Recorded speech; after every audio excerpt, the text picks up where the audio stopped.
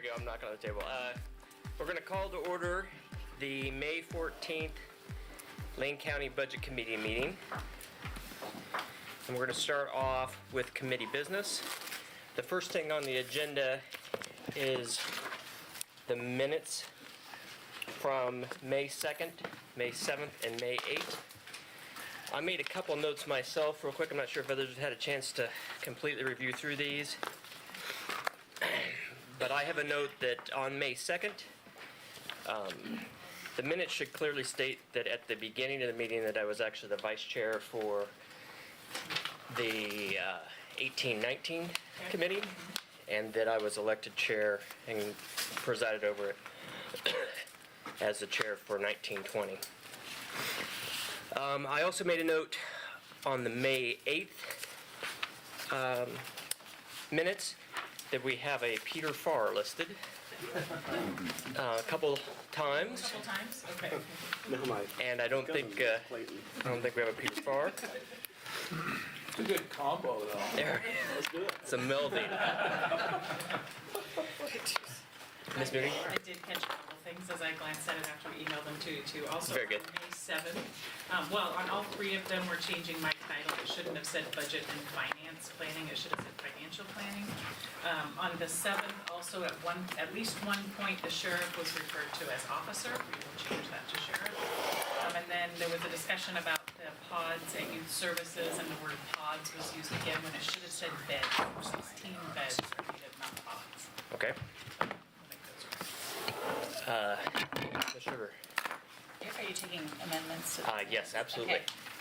On May 2nd, page 4, there's an extra H in my first name.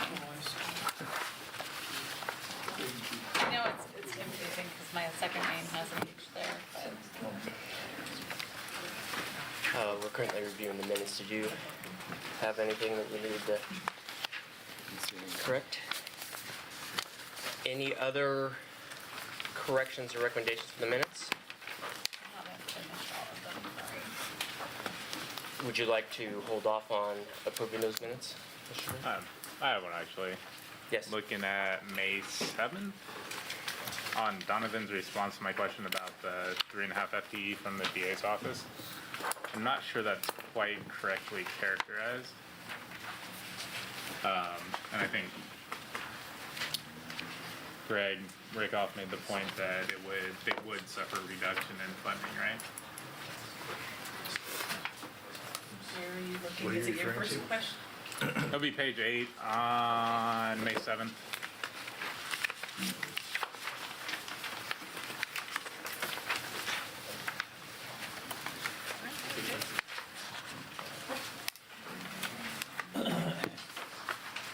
Under questions for Greg and Donovan.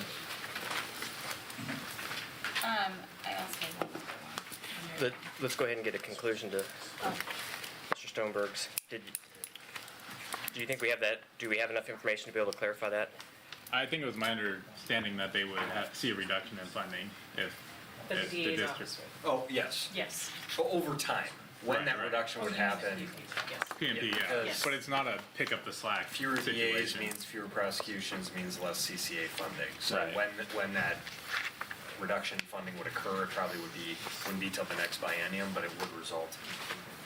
What part is an act? It says departments needing to pick up the slack. So, Yeah. I don't think Okay. that's a, We'll make that change. thank you. Ms. Sugar? Thank you, Chair. On May 7th, page 8, questions for Greg Rickoff and Donovan Dumeier. Isn't it Dumeier? Yeah. So there's a misspelling of his name. And then also, my question was whether domestic violence misdemeanors were being adequately funded, not filed. Does that make sense? Yep. I said, it says adequately filed, but it's really adequately supervised or funded. Okay, I just wanted to clarify that.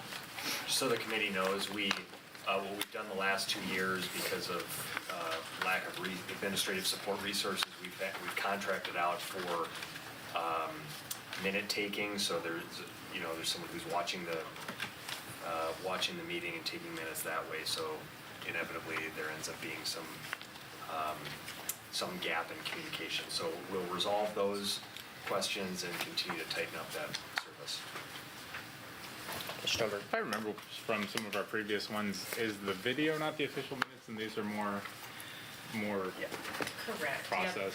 Yeah, the budget committee really, rather than just having the legally required minutes, which is just who's in attendance and what decisions are made, you had asked for some more detail about discussions happening. So that's why we're doing this extra. But any kind of discrepancy goes to the video. Correct. So there, that really is the more accurate place. If there's ever a question about what was said or information presented, you can go, because we video all of these and then they're recorded and archived online. And we could even put a note on these minutes maybe to that effect. So if anyone was looking at these, they would know where the location of the official record is. That'd be great.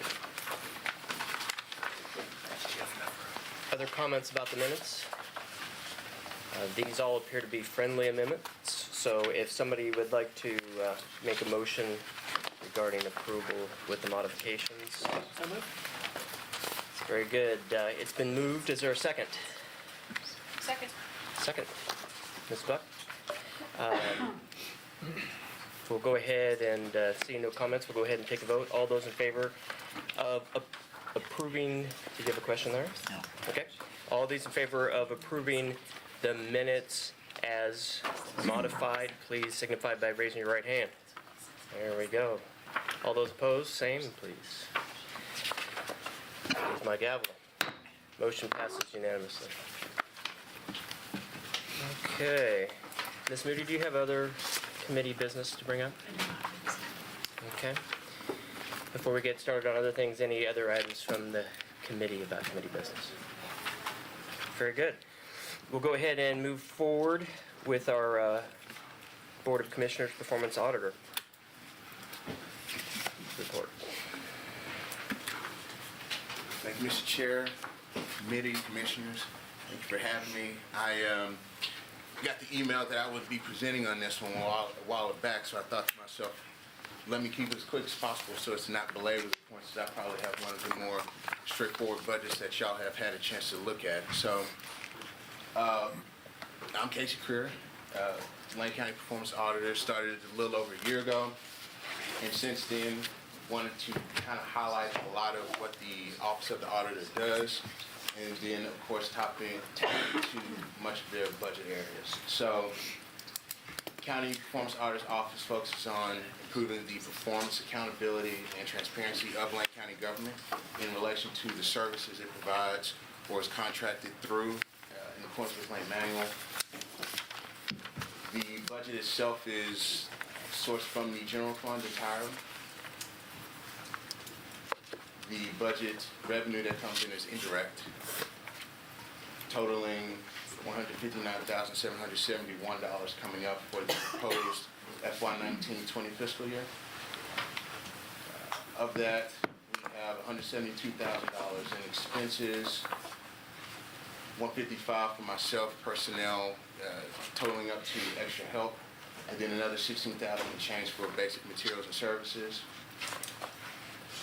And the outcomes of what this office does, the most recent one was a performance audit that was done on recruitment and retention for Lane County government.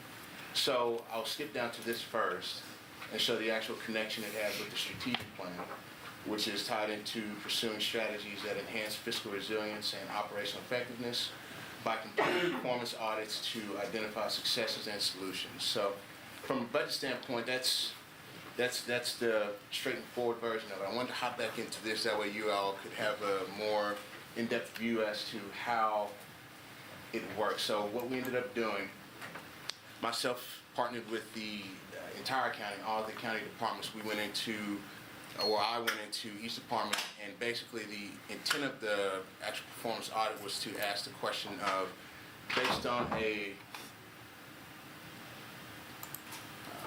based on the county's recruitment and retention, and then the current staffing levels for the county, what are the potential areas for workforce shortfall? The original audit risk assessment that was done by the previous performance auditor highlighted a significant portion of the county workforce could retire based on age. And so this audit went into, based on the retirement system of PERS, what percentage of the Lane County workforce could be leaving.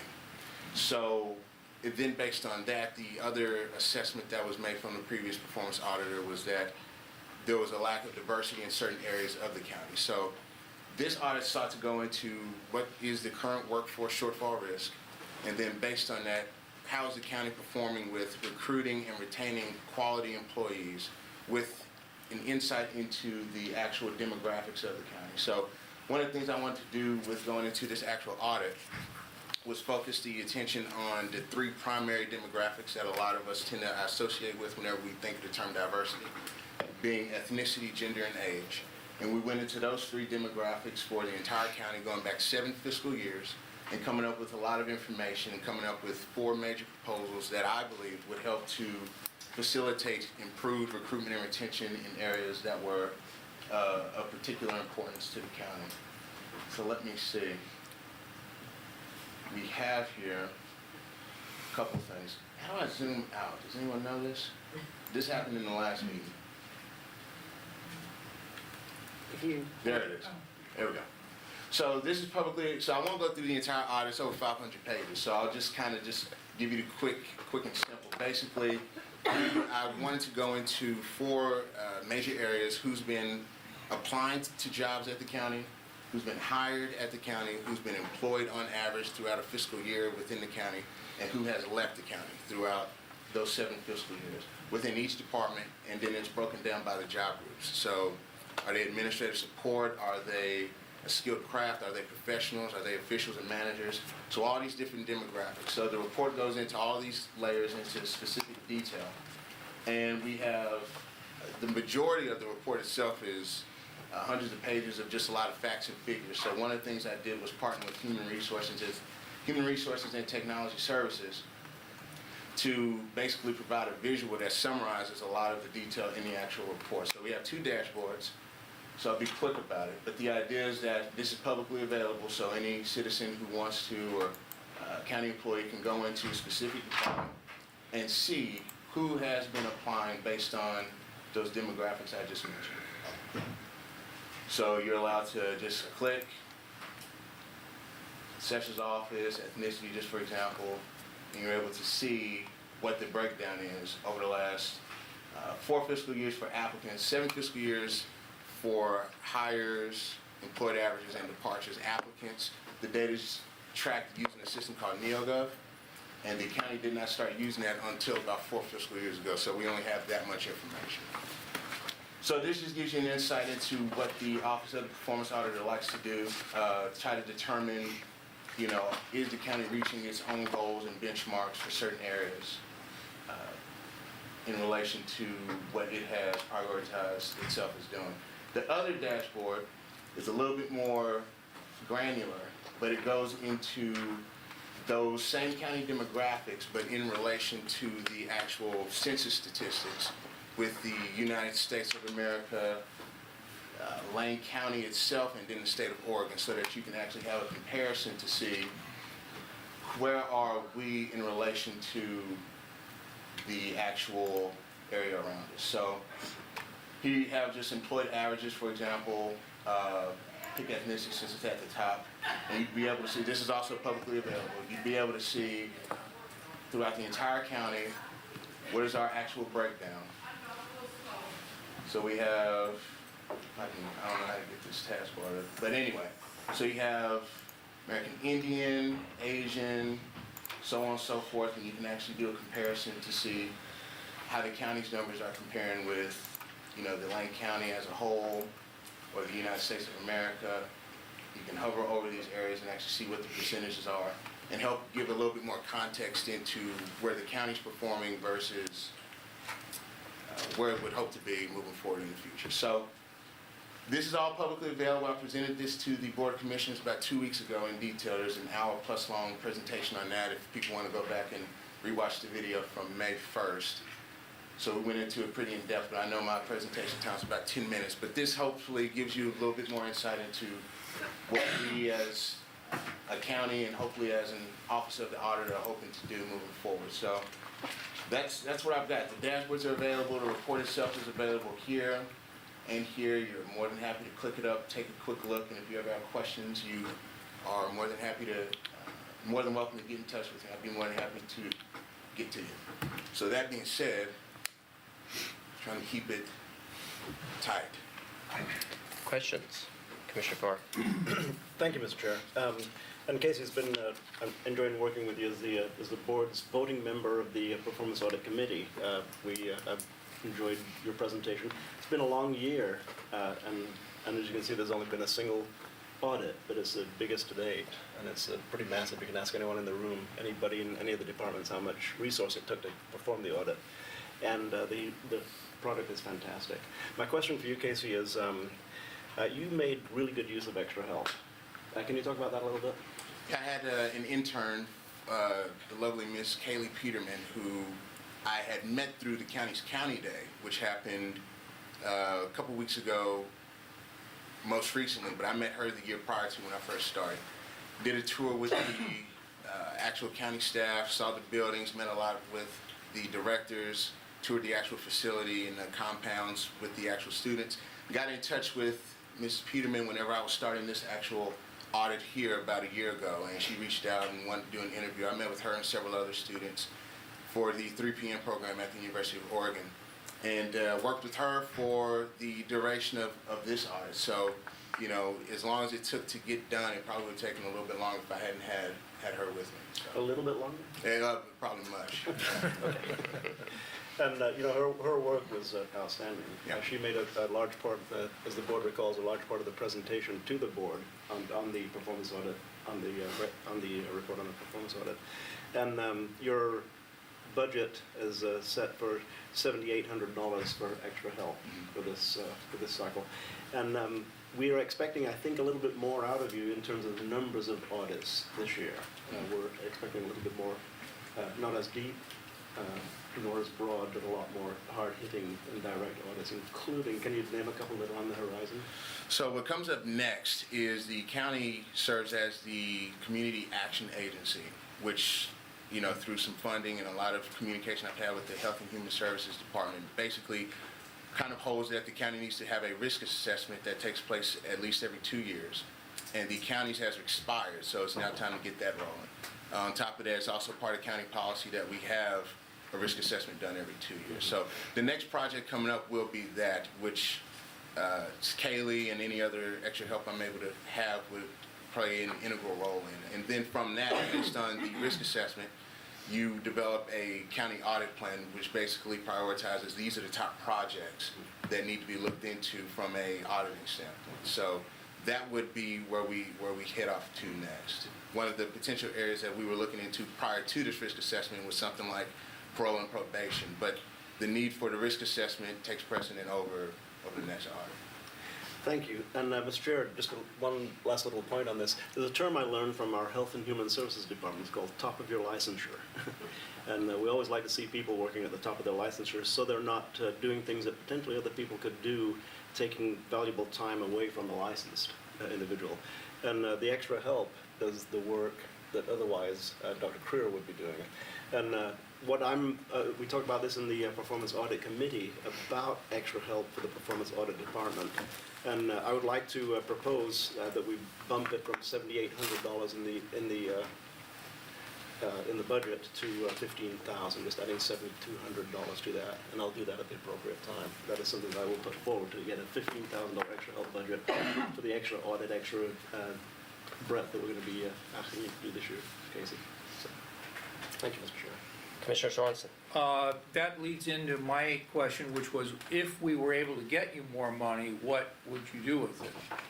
So it would exclusively go to extra help. So it starts to become a question of depth versus quantity. Not that they are necessarily mutually exclusive, but oftentimes the more help you have, the more opportunity you have to get more projects completed. That way you can move on to the next audit topic. So it would go towards the extra help. So the county has a policy with the 520 hours for employees. So that funding would allow for 2 employees at that rate, 2 part-time employees at that rate. Thank you. Other questions? That was quick. Thank you, Keep Dr. going. Very good. You.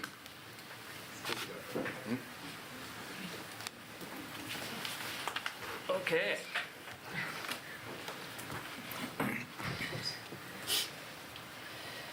Next on the agenda, we have the 1920 initiatives. Mr. Mokrakowski. Thank you.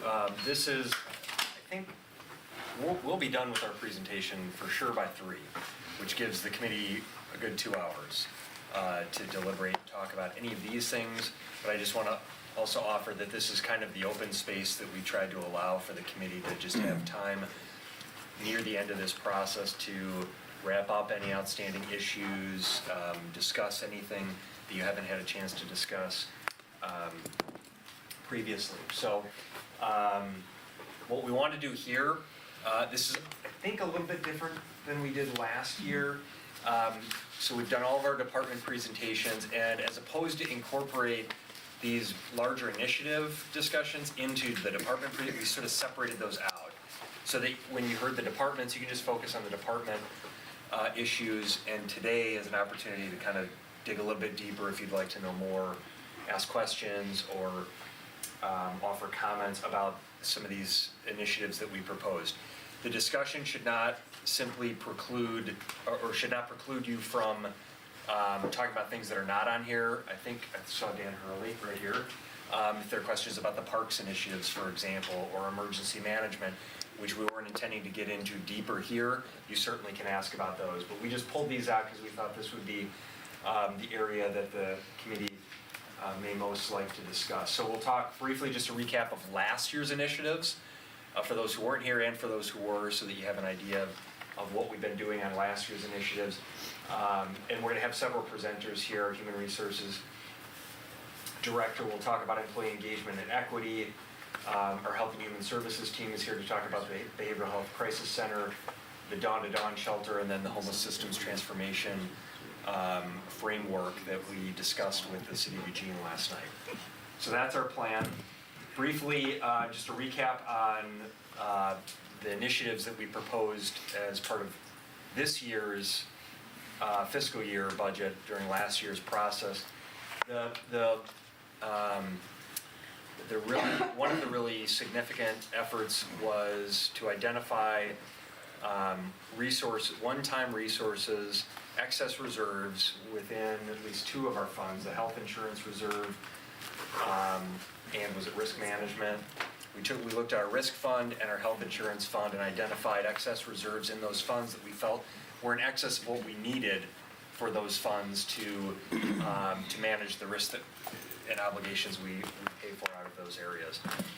And we pulled those resources in large part in response to the governor's proposal in 2017. If you may recall, the governor proposed a PERS side account. Side accounts are something that have been utilized by local governments and school districts across the state to help pay for the longer-term unfunded costs of PERS. What was new is the governor put forward a proposal in the 2017 session that would allow for a 25% state match. So for every dollar that a local government puts into a PERS side account, the state would match it at 25 cents. We thought that was a really good deal, and it really lowers the risk and enhances the longer-term benefit to participating in that side account effort. So we identified $8 million in excess reserves within the health insurance and the risk fund and proposed that to go in this side account. It is not, that program has not come forward before the board because we're still waiting for the legislature. We actually just communicated with our legislative affairs coordinator today. There was a bill that dropped last week, I guess it is, SB 1049, that looks like a placeholder. When the governor proposed this 25% match for the PERS side accounts, the legislature, the Senate President, and the Speaker of the House indicated that they weren't satisfied with how that account was funded. It really was focused on funding schools. The match portion for schools per side account And so they felt that was too narrow of a focus, and the reality is that this affects all local governments throughout the state. So they've been working on identifying funds to beef that account up that would allow for us to actually capture. So if we invested $8 million, we would be able to leverage an additional $2 million in state funding. We calculated over the, I forget what the dollar amount, don't have that, but it was a several $1,000,000 net savings over a 20-year period of time that we would have been able to achieve for taxpayers by pursuing that. So there are guidelines that are out, but the concerns about how much is available within that state match side account remain, and we continue to work through our legislative process with the House and the Senate leadership to get that fund fully funded. So as that process moves through the legislative cycle, we will bring forward an update and action for the Board of Commissioners. We won't actually be able to move forward until the board takes more formal action, but just wanted to update you on that. Additionally, the Policy Lab was a new initiative last year. We agreed to executed a 3-year contract with the University of Oregon. This is a program I mentioned 2 Thursdays ago in the budget presentation, and we're really excited about this Policy Lab. It's one of the first in the country that has been done, particularly between a county and a university, and it's really a collaborative mechanism to tap into the research capabilities that our local university has and partner those with governmental agencies to leverage the research and outstanding minds at the university and apply those towards challenges that a local government faces, largely to inform policymakers and other decision makers in an organization about those areas. So we view it as a mutually beneficial initiative to utilize local knowledge and expertise and academic research capacity. It really has helped to build our relationship with the University of Oregon in a number of different ways. We have a diversity internship program. We've had, I forget exactly how many interns we've had, that we have paid internship programs for women and underrepresented communities. I think we've hired 5 of those individuals into full-time positions. So part of what we're wanting to do is create a pipeline of talent from the university into our organization to spark interest in local government. And we know that many young students, college-age students, if they're thinking about public service, they're oftentimes thinking about the federal government, state government, or if it's local, they're looking at cities. And county governments sometimes get missed in that mix, and so we're trying to, Mr. Creer, Dr. Creer is here, but he mentioned the County Day, which is, I think for the 2nd or 3rd year in a row now, we've hosted a County Day for students at the University of Oregon, where various leaders throughout our organization present on what we do in the county and try to build those relationships. So this Policy Lab is a part of that pipeline of talent to the university, to bring talent over here permanently, and at the very least to tap into those outstanding minds to help come up with solutions to challenges that we face. A few of the examples projects that we pursued in 2018, we did a Policy Lab best practices, so we're trying to refine this model and make sure that we get the foundation set right.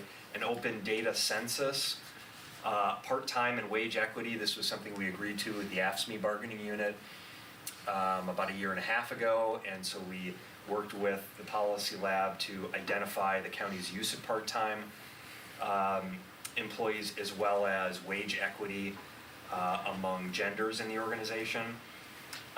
Wildfire smoke policy interventions, developing markets for recycling materials is in progress, and facilitating data availability and necessary tools.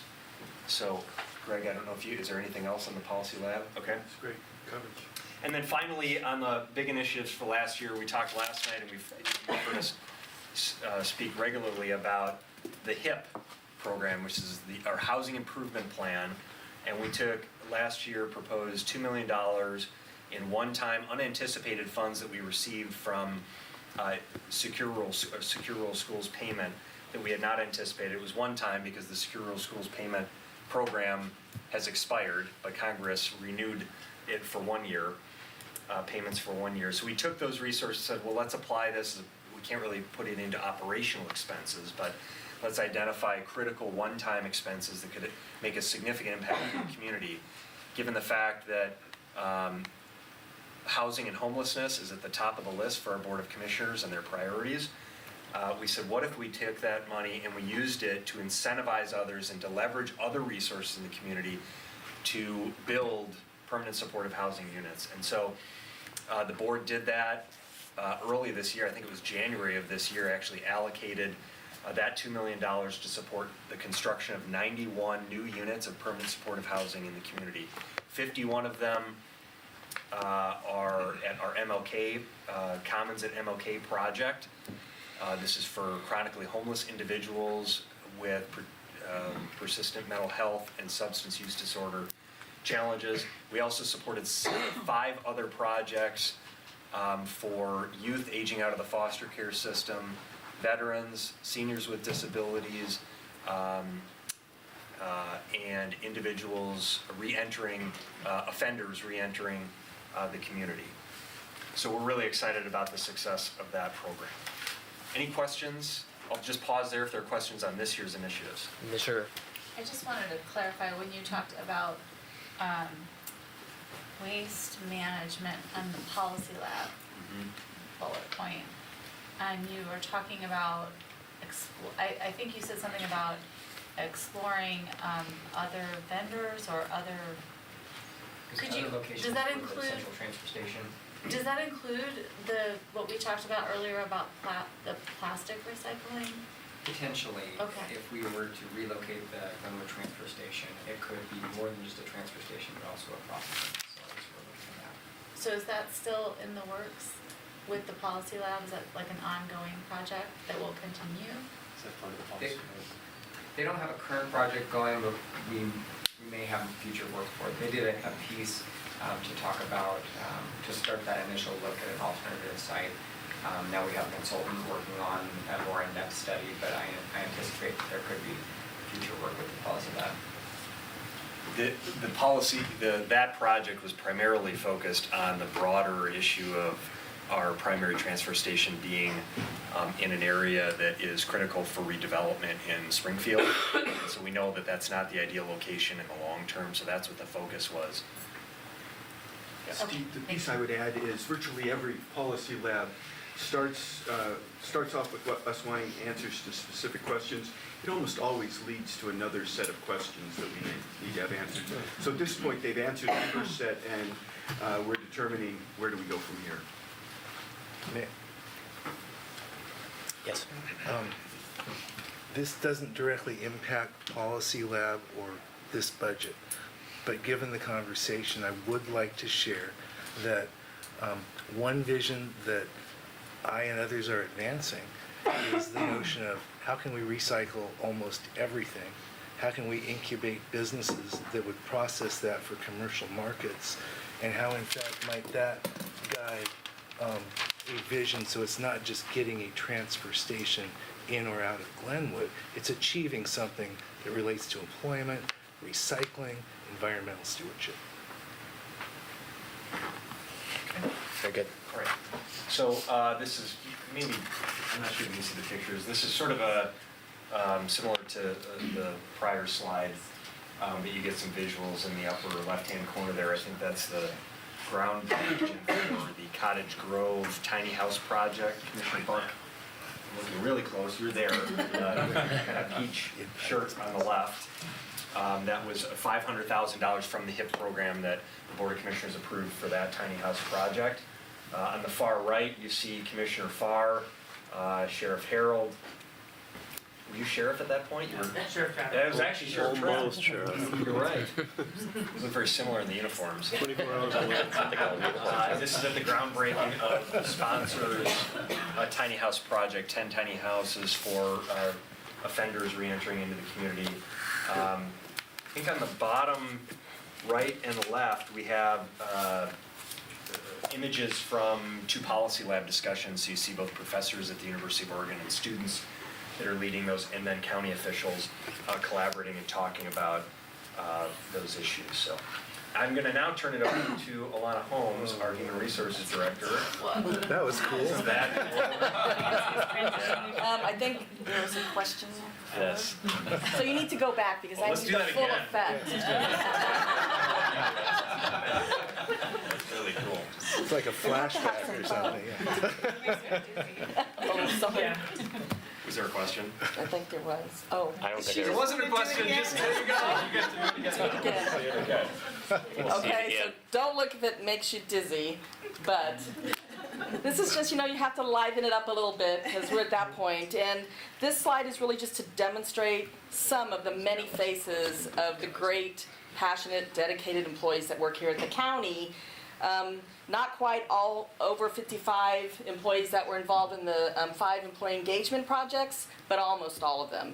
So you get a really good sense of across the organization, from line staff to supervisors, managers, from a variety of union represented employees. We had a union president sit on one of the project teams, a chief steward on another, all working on these 5 projects to really try to reflect Lane County, bringing diverse perspectives together, different ideas to the initiatives, so that the things that I'm talking to you about really do come from a broad wealth of knowledge. And so it's just to celebrate and say thank you and acknowledging all of the people that worked with us on these initiatives. Now they're more back to normal. So you can see the slide on the 5 employee engagement initiatives I'll be talking about first before I move into the topic of equity work. So career development was one of the 5 projects, and it's really about providing options and resources to employees so that they can build and grow their careers at the county. Again, if you think of, there's a lot of conversation, not just in our organization, but in the public sector, private sector, about retention. And indeed, Performance Auditor Creer did his audit report on recruitment and retention. So these initiatives reflect some of the ways to engage employees and to work on retention, and also is responsive to the interests that we've heard across the organization. So with career developments, what we're going to do, that's been presented to a broader group, and it's been approved for us to build a career development site that will be taken from lanecounty.org, and the development on that is they've already got like graphics and the design work started, so that's going to happen really soon. And then there's going to be a supervisor training that's being created right now on how to have career conversations with employees that are, I really want to talk more about what are my opportunities for development, and help supervisors shore up how to share information and have them, the knowledge to do that. And that's going to be available later this year. The next one is a mentorship program, which is designed to really pair up employees. It could be parallel, or it could be someone that's looking to move up into other positions who want to really learn from each other. And we're presenting those recommendations in June, but it's really centered around a structured partnership between the mentor and the mentee, with clear expectations, a mentor training to provide support for them, and check-ins scheduled throughout the period of engagement that they've agreed to. So a lot of people are waiting for this to roll out from the organization. The next is a really big group. It had, 12 to 16, Aaron? 12 to 16 people involved on new employee orientation. So this project is really about, we need to redesign and lift up and kind of breathe new life into our orientation and onboarding processes. And we're looking to make them more engaging, efficient, consistent, talking about our core behaviors and our purpose, while focusing on the new employee's experience, not just on onboarding when they first come into the organization, but kind of an arc to help them successfully transition into Lane County. And one of the other focuses has been on what will be the best use of the technology that we have throughout the onboarding and training process. So we're really exploring some options around different technology that employees maybe can even access information before they become, officially on board with our organization. And those recommendations are coming forward through those 3 subcommittees in the next 1 to 2 months. So stay interviews, we're really excited about this. These are created to set aside quality time between a supervisor and employee to talk about, really to listen to the employee. What's keeping you here? Why do you like being at the county? What do you enjoy doing? And how can we be really mindful to help improve your experience? And that is, something that is really shown to build trust in a relationship with an employee and a supervisor, to have that time together, and also work towards engagement and retention. So We have right now, I think, built a pretty robust toolkit that includes the questions, guidelines, FAQs. We're working on, right now, the back end, which is the data analytics that we want to, what is it that we want to gather to be able to track and monitor as we move through the rollout and beyond to ensure success and to really see what trends are we hearing from employees over time to just inform leadership in the organization of what's working well and what do we need to be thinking about. And then the last is frontline supervising training. Again, that relationship between an employee and their supervisor is so critical to success, happiness, engagement. So we really were focusing on building a leadership foundation for those supervisors at the county and creating a training plan for new supervisors and managers as they come into our organization. And it goes beyond the real typical, like, tactical and compliance kinds of training that people get, but we're really trying to focus on leadership behaviors, coaching, employee engagement, and a lot of these components are already available as we explore rolling them out more comprehensively and packaging up some things differently. So, all right. Next is the focus on the equity component of our work. So really, the first one is really thinking about the foundation of equity here at the county. And there's been a lot of work done over the last several years to build that foundation. In 2016, we hired an equity coordinator and a recruitment coordinator. And then in 2017, a procurement coordinator who was really brought in to help us focus on equity in the procurement program. And then in 2017, the Equity and Access Advisory Board was created, and so that is reflective of Lane County regional community members. And then internally, we have what we call the E2 Committee, the Equity and Education Committee, that is comprised of representatives across the organization to really work on equity issues. And then we have department diversity committees, equity summits, and we also require 3 hours of diversity training every year for every single employee. And then looking and thinking about our equity partnerships, which we really do need to have to be successful. I've mentioned some of them before in my presentation last week, but the Equity Community Consortium, we've been a member since 2002. We're a member of Lane Equity Coalition, and we've been a member since 2013. The Government Alliance on Race and Equity, we became a member last year. And then thinking about the procurement side of our equity work, we are connected with the Contract Alliance for Diversity and Equity and the Government Contract Alliance Program, as well as SCORE, which is created to support small businesses. And then when we look at diversity trends in hiring, we've talked a little bit about this, but as of this year, 50% of the leadership in our organization is comprised of women, and that's really great.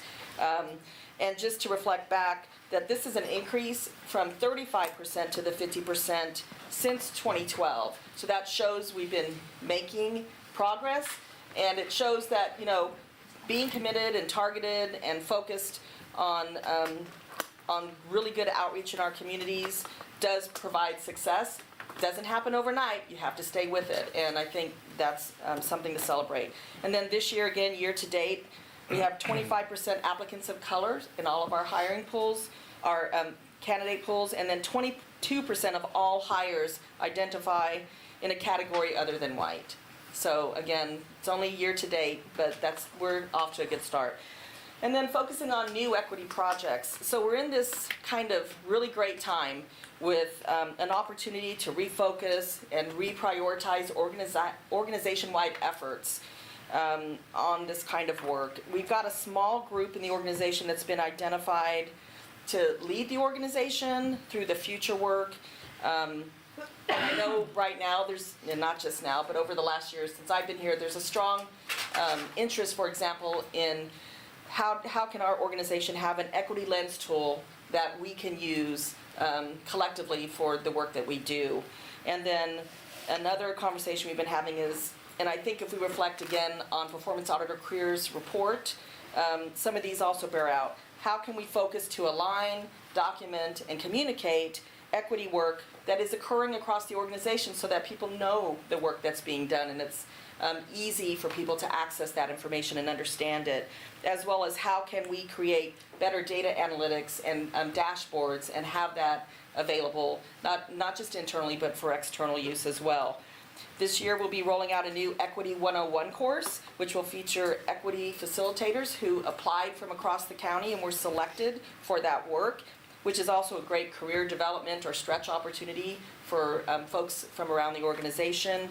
And then last, we will continue efforts for promoting equity and access in our public contracting and really focusing on standardizing our purchasing procedures internally to support, moving the dial on historically underutilized businesses for procurement purposes.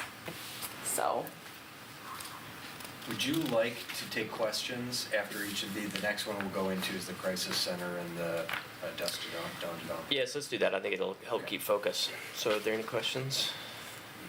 Ms. Sugar? Thank you. I just have one. You mentioned E2, equity and education. You're doing education throughout the county, all departments? yes.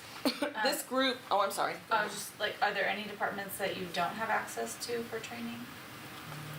Not that I can think of, and I'm on that committee, and Karen and Dan and Aaron. I'm looking at people around the room, and we're all shaking our heads no. Each department has representatives, and again, it ranges from line staff up to department heads. Mo is our equity coordinator, and she's kind of, I would say, facilitates and creates our agendas, and we're constantly assessing where are we at with our work, what should we be doing. Our equity summits that we do every year, this group has their hands in what are the topics that we should be thinking of presenting, who are we going to bring in to do the equity summits. So everyone has the opportunity. Every department actively participates. Yes, yes, and it meets once a month as a group, and then other work happens outside, obviously, to bring all of these things together. Thank you. Other questions?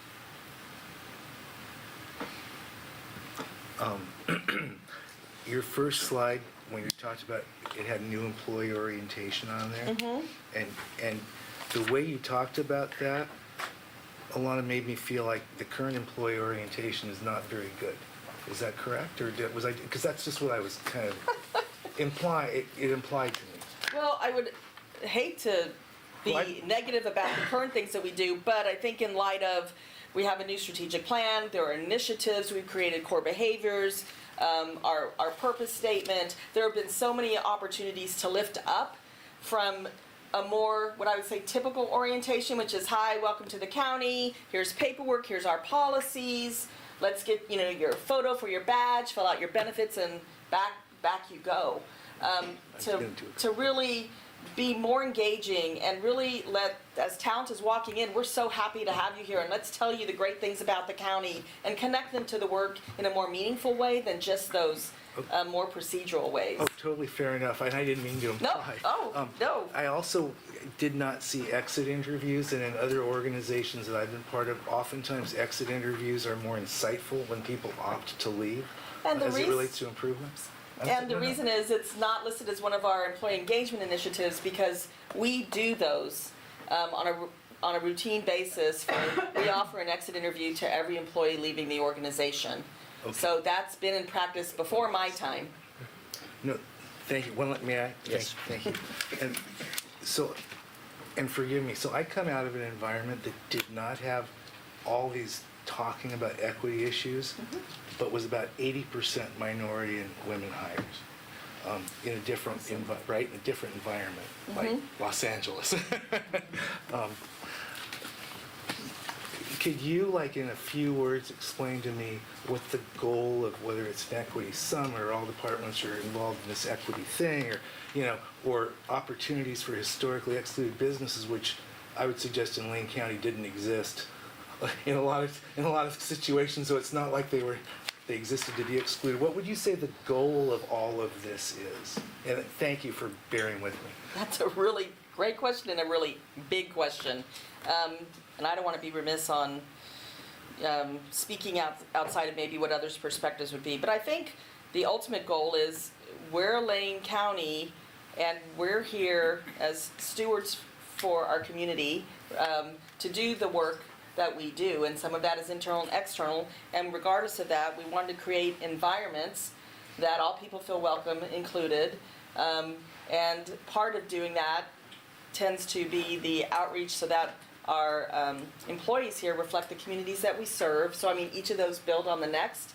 And demonstrating a commitment to our communities, part of that is around small businesses, and that includes historically underutilized. So to me, they all kind of, it's like a puzzle that fits together. And by doing all of those things, you're demonstrating to people that walk in, someone who's helping me, I'm reflecting, I see someone like me, I feel comfortable engaging, or I know services can be provided in a different way if I need either some type of ADA component or translation services or fill in the box.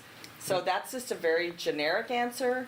That's all you have Is that- time for. No, that's fine. And so it sounds to me like if, God willing, or whomever is willing, the courthouse bond is approved, it sounds like the piece of that talks about focused recruitment on populations that have been historically excluded from full workforce participation is very consistent with all of these goals. Absolutely. Okay, thank you. Thank you, Mr. Chair. Commissioner Farr. I'll pass, Mr. Chair, thank you. Very good. Commissioner Sorensen. I'm told that 10% of the population of Lane County is hearing impaired. Not quite sure how that's defined, but we have had some inquiry on the part of groups that are speaking up on behalf, and they've come in and asked for things like closed captioning, things like that. I'm sorry, what did you say? Little hearing humor there. Just curious, how do we factor a subpopulation that we're supposed to be serving into all this? That's a really good question because we were just talking in other situations where there are a lot of, if you're using the word sub-communities, from hearing impaired, those with cognitive deficits, or when we think of being neurodiverse in our workforce, and when we think of how do we capture that, how do we talk about how we're doing that work, we don't ask people to check off a box. If are you someone with a disability? What is it? What's your sexual orientation? Are you neurodiverse in an unusual way? We don't track that information. I mean, I think a lot of people would not be willing to put that in writing. So I think when I look around the room and I see from Health and Human Services and the Sheriff's Office and HR, there's a lot of people that we connect with and groups and so it's Well, really. I asked specifically about the hearing impaired because rather than say a bigger topic like ADA or these other things, it's just when Dr. Creer did his study, he focused on ethnicity, age, and sex, I believe were the three. Gender. So, gender. So I'm wondering about a big category, like 10% of the population, like 30,000 people in Lane County. So It's just something to keep in mind. I hadn't heard that number. It's great to know that, and I have heard some of the, how are we mindful of closed captioning, and ideally creating environments where people are comfortable engaging with us if they have those needs. But it's part of, when we talk about equity work and we say it's never done, it's because there are always nuances and new things that we learn and we I need think to it's be called cognizant Hearing of. Loss Association. They have them in different chapters. Okay, thank you.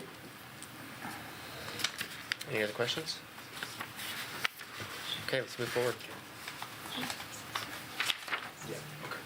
So I'd like to invite Karen, Steve, Sheriff, do you want to join us? I'll cheerlead from right here. You want to leave there? That's okay. You've my back though, right? Literally. As they're gathering, I'll just say, as we shared with the Budget Committee, we identified $1 million in, Get out now. Actually, I'm sorry, That's okay. you can just hold on until we get to the, Why would you just not? I'd be happy to, thanks. Sorry, Steve. That's okay. Prior year property tax settlement payment from Comcast.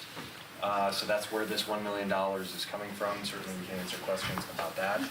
I think as I've indicated, as we were going through our budget process, and we've had this outstanding effort from what's called the Mental Health Summit. They meet once a month. on the, is it the second Thursday? It's Third whatever this Thursday? week is. Was it third Thursday of each month?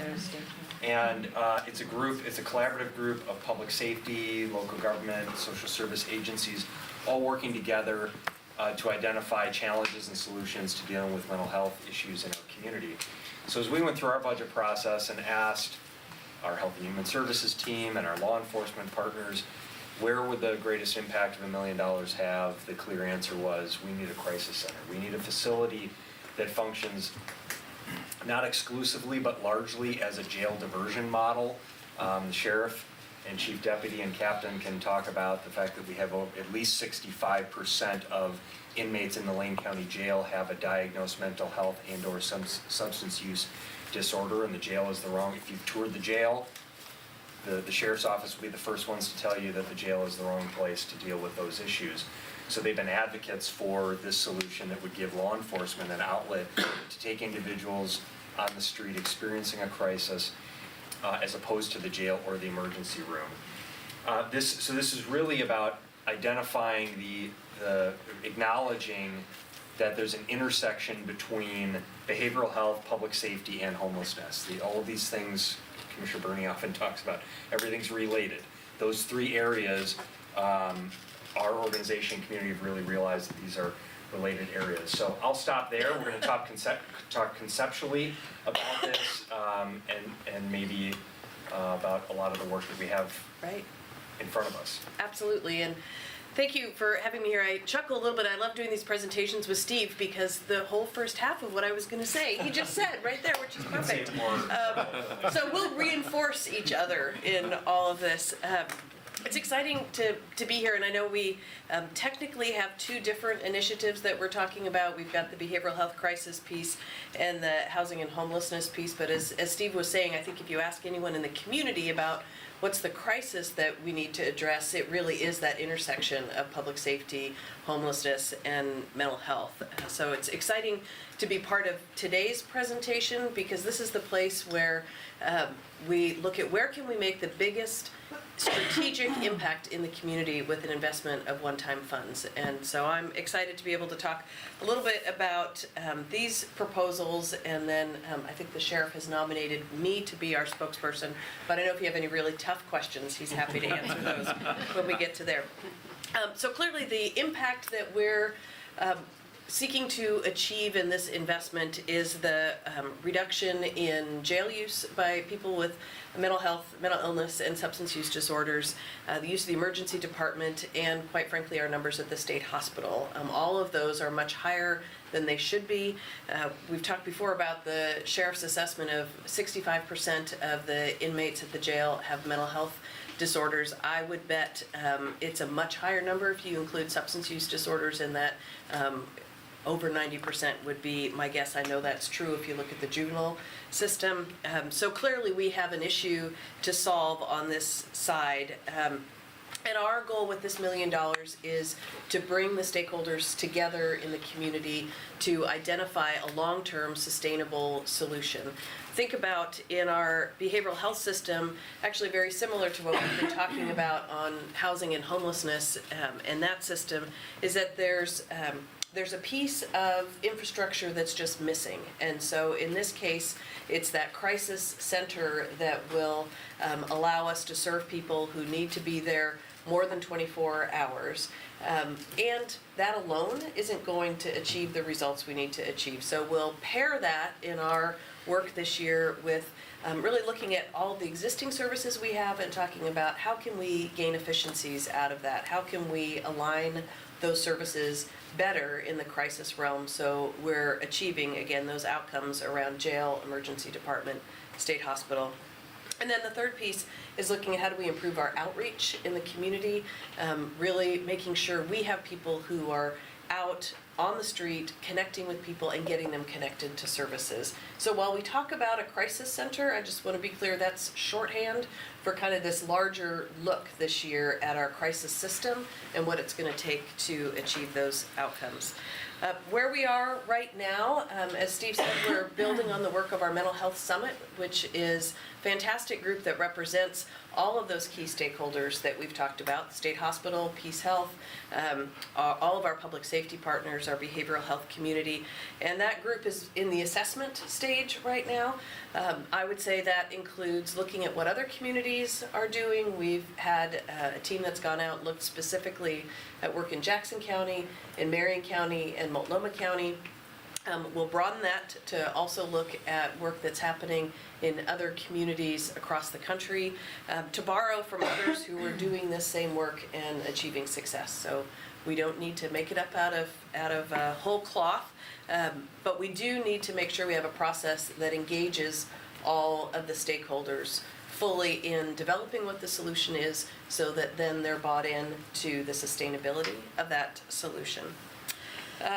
Conversations, I would say, after we complete this assessment phase, then the next piece you can expect to see out of this group is a facility plan, and followed quickly by the financing plan around that. And so that includes, certainly, we're not going to be able to build all of that for this $1 million. It's intended to leverage resources from other stakeholders. So looking at the immediate financing and then looking at the financial sustainability. When we design this center, it's going to be with an eye toward what's Medicaid reimbursable. So we'll make sure that we license it appropriately, design it so that it is eligible for Medicaid funding, since we know about 25% of people in Lane County have Medicaid, and actually a much higher percentage of the people who enter our crisis system are on Medicaid. So that's our approach to looking at this next year. It's a critical investment, and I think the readiness is huge in our community, and because we simultaneously are looking at the housing and homelessness crisis. You know, I was saying to Commissioner Farr the other day, and in my mind, those two initiatives really will function like a zipper does in our community, right? That's what needs to happen, is we need to bring together the mental health and substance use piece at the same time that we're bringing on board the housing and homelessness solutions in order to have a lasting impact in the community.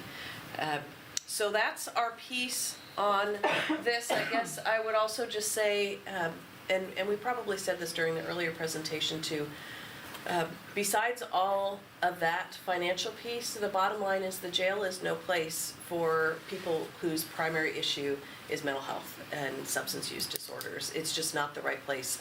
It's too expensive. It's not the kind of community-based treatment where people will thrive. So we have to figure out a better way to do that. And I think it's exciting that we have an opportunity with this one-time dollars to really leverage the readiness in the community to make that happen. So do you want to take questions on this before we go to housing? Yes, let's do that. Oh, and I'm sorry, Sheriff, did you want to add Well, something? I guess I was just gonna pipe in very briefly about the 65% and in the jail. We know that there are some of those folks in the jail that do need to be in jail. I was in a meeting yesterday with our Lane County Circuit Court Mental Health Court partners, and so they're working very hard. They've had 30 participants. A lot of the folks that they're able to get into that program are looking at assault type charges and those sorts of things, and they're working very, very closely with helping those folks stay out of jail, but they start off in jail, and sometimes they use jail to help head them down the path of helping them. The folks that we're really hoping to divert from jail are, and I mentioned this in the Sheriff's Office presentation, those public order law violations that are the only way for a police officer to solve a problem that's presenting itself. Disorderly conduct is most often trespass. Those are very low-level crimes that end up in jail because there's not another good solution. And those are actually the folks that our staff, it's super staff intensive to deal with a trespass 2 person who's really acutely exhibiting symptoms of their mental illness. And so those are the folks we're hoping to divert from jail. They're also the folks that really use a lot of resources in the jail, not only deputy sheriff time, but medical staff, mental health staff, et cetera. So when it comes to jail diversion and the numbers of folks in the jail, we of course recognize that there will always be some folks at a certain level that probably do need to be in jail. Our focus is to divert those folks that are oftentimes also related to the homelessness issue, in and out, in and out, in and out, and we're not serving them well, and we're spending quite a bit of resources on this. Question, Ms. Sugar? Well, the sheriff took the first half of my question, so thank you. But maybe, I'm just curious, and I was going to ask about the intersection with the mental health court. With the population you were just describing that are perhaps more in need of incarceration, at least at the front end, until they make it into the mental health court, are they still eligible for then the next stage, which is the public permanent supportive housing? Is that what we're gonna talk about next? Yeah, but it's Right, all so- connected. But can they still move into that even if they're not part of this? Yes, and what I'd say is once they get stabilized and they're working with whomever, mental health court has probation involved and providers, Case managers? treatment providers, case managers directly involved. So then, yes, as that team, multidisciplinary team, guides them through the process, then they can transition to those things. When I think of the crisis center, I'm thinking a lot about Eugene Police Department arresting folks on municipal charges. They're in our care for a very short period of time, oftentimes utilizing state hospital time. By the time they come back to us, the clock has expired because they've already been with us so long that we really can't work with them anymore. And we have to kick them right back out on the street until the next evolution. That's my picture of the crisis center, is let's divert those folks from coming into the jail, and instead get them into a crisis center, get them stabilized, get them working with our partners at Behavioral Health and whomever is involved in that system, rather than the criminal justice system. Thank you. Thanks. Mr. Morris? Very quick question. How many staff members do you believe will be necessary for the Behavioral Health Crisis Center?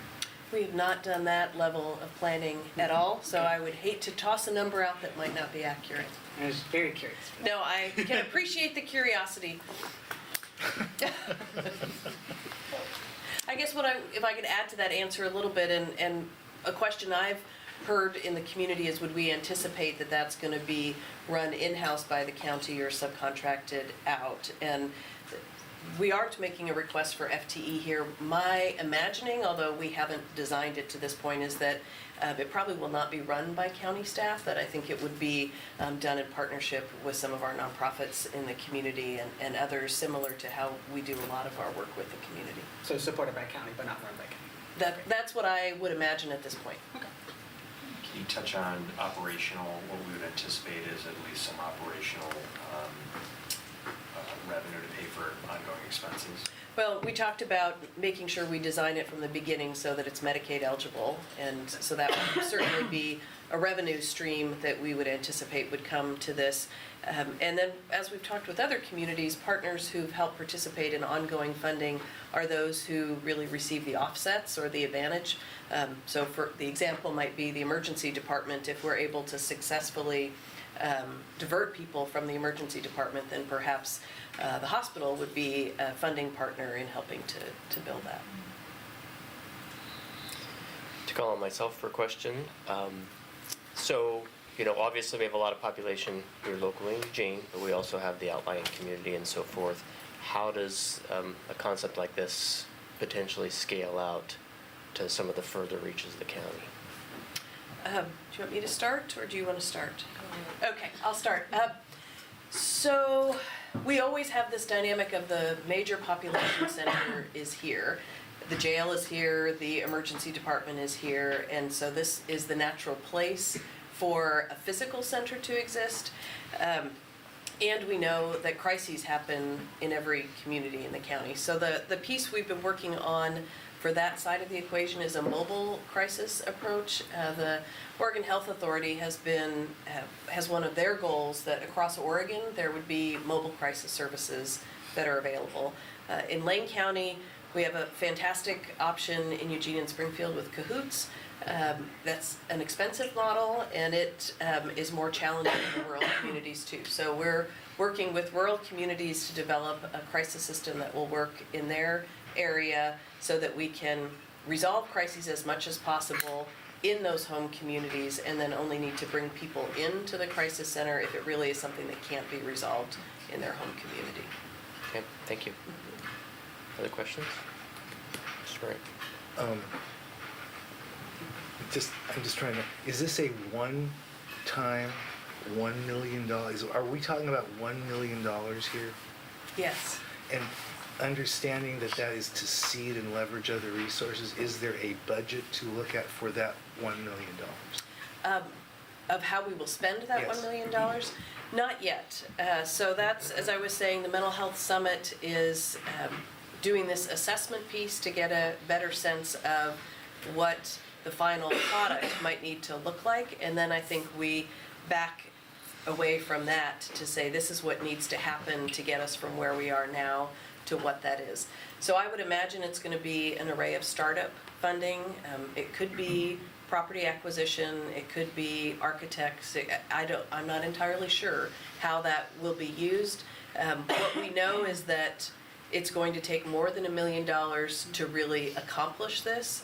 So this is our opportunity to put our clear commitment on the table and catalyze those other key stakeholders and partners in the community to also come to the table to solve the problem. And then we can figure out how best do we allocate those resources.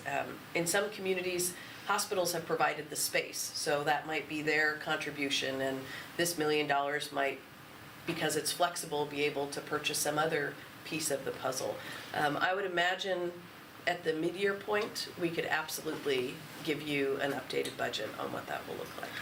I totally get what you're saying.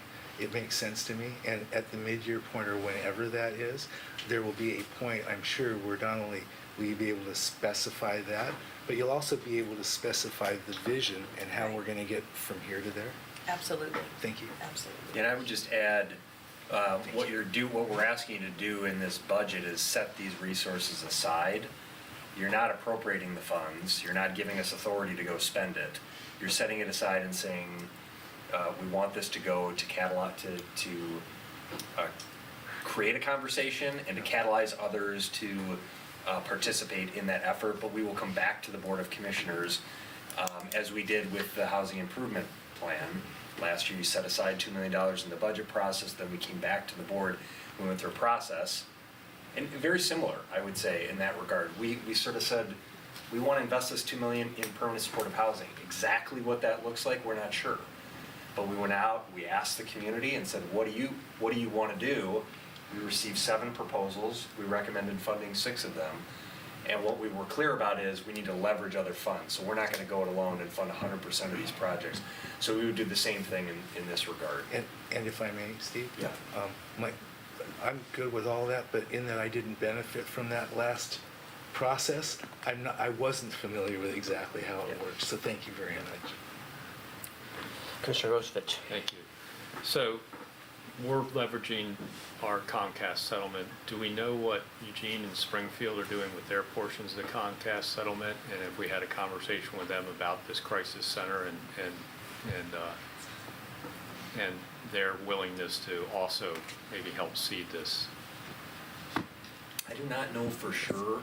It's my understanding that Eugene may have set aside some portion of their Comcast settlement for the public shelter. You know, they've actually set aside $1.9 million in one-time funds for the public shelter and navigation center, as well as some of these things we're going to talk about here in a minute. And in terms of City of Eugene, I will say they are also participants in the Mental Health Summit group. And so I would imagine that as that conversation advances, we absolutely will approach them as a partner. And I'm sure we're talking with our CCO. Oh, yes, they're also there.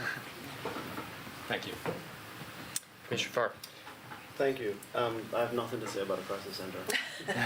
No, I think no. The only thing that I will say is in observing the dialogue, Pauline, between your department and between the sheriff's department, and between the people representing the justice, the courts, etc. You're all speaking the same language. And I'm looking at the minutes from the March 21st meeting where the crisis center was discussed and how you're working together to move this thing forward. There's a lot to say, but all I'll say is makes my heart beat just thinking about it. And I know that Dr. Sanchez has spent quite a bit of time researching what's happening in other communities. And while Marion County has much larger tax base than we have, some of the things they're doing, were Jackson County's less money, I think, involved in it, but some of the things that you guys are going in the right direction. And I'm looking at Captain Riley back there, and I hear him talking about it, and I hear the sheriff and the chief talking about it. At the same time, Pauline's talking about it, and what greater conversation can you have? I hope everybody really gets a clear understanding that you're all on the same page and you all want the same thing. And I'm happy to be a fly on the wall watching. Thanks. Other questions? Okay, let's move forward. All right, let's talk about housing. We have two slides, so we've divided this particular topic into two areas, and we're going to go fairly quickly through these. I know we have handouts, so let's send the handouts around. Some of you could probably give the presentation about the TAC report by now. So we're not going to go all the way back to the beginning and talk about how we had a consultant look at not only what are the needs in our community, but really propose the solutions for moving forward. What's going around now are two pieces of materials that were discussed at the joint elected officials meeting last night between County Board and the City of Eugene. And so for those of you who weren't there, we wanted you to have that in front of you as a point of reference. The colorful page is the 10 system recommendations that come from the Technical Assistance Collaborative and really are the basis of our plan for moving forward. And then that second sheet of paper, thanks, Commissioner, is a handout from last night that includes the implementation framework that the City Council and the Board reviewed last night that really lays out the roadmap for the next 3 years with a little bit of extra time for the permanent supportive housing development piece tacked onto it. So this is the framework for implementing those 10 recommendations. So that's an important background to the conversation we're going to have on these next two pieces. So in this particular request, there is funding to help support the continuation of our D2D. And sometimes that's been dawn to dawn, and sometimes that's been dusk to dawn, but it's the temporary winter strategy that was developed with St. Vincent de Paul a number of years ago to help provide some shelter from the elements in heated tents out on Highway 99. So when we say dawn to dawn or dusk to dawn, that's the system we're talking about. That's not our permanent shelter that we need, but it does provide a really important bridge while we're in the process of implementing the 10 recommendations that are more the long-term strategy. So what I would say you would notice on that colorful sheet that recommendation number 10 is the 75-bed emergency shelter. So that's going to take a little bit of time to site and get up and running. And in the interim, it's important to continue to provide some shelter for the people who need it. And D2D is the process we've used in this community and is really part of our overall system transformation that runs alongside the TAC report implementation. The proposal we have in front of you is for the county to fund half of the costs, with the other half being funded by the City of Eugene. And it's always an interesting dance because there's two separate budget processes that happen.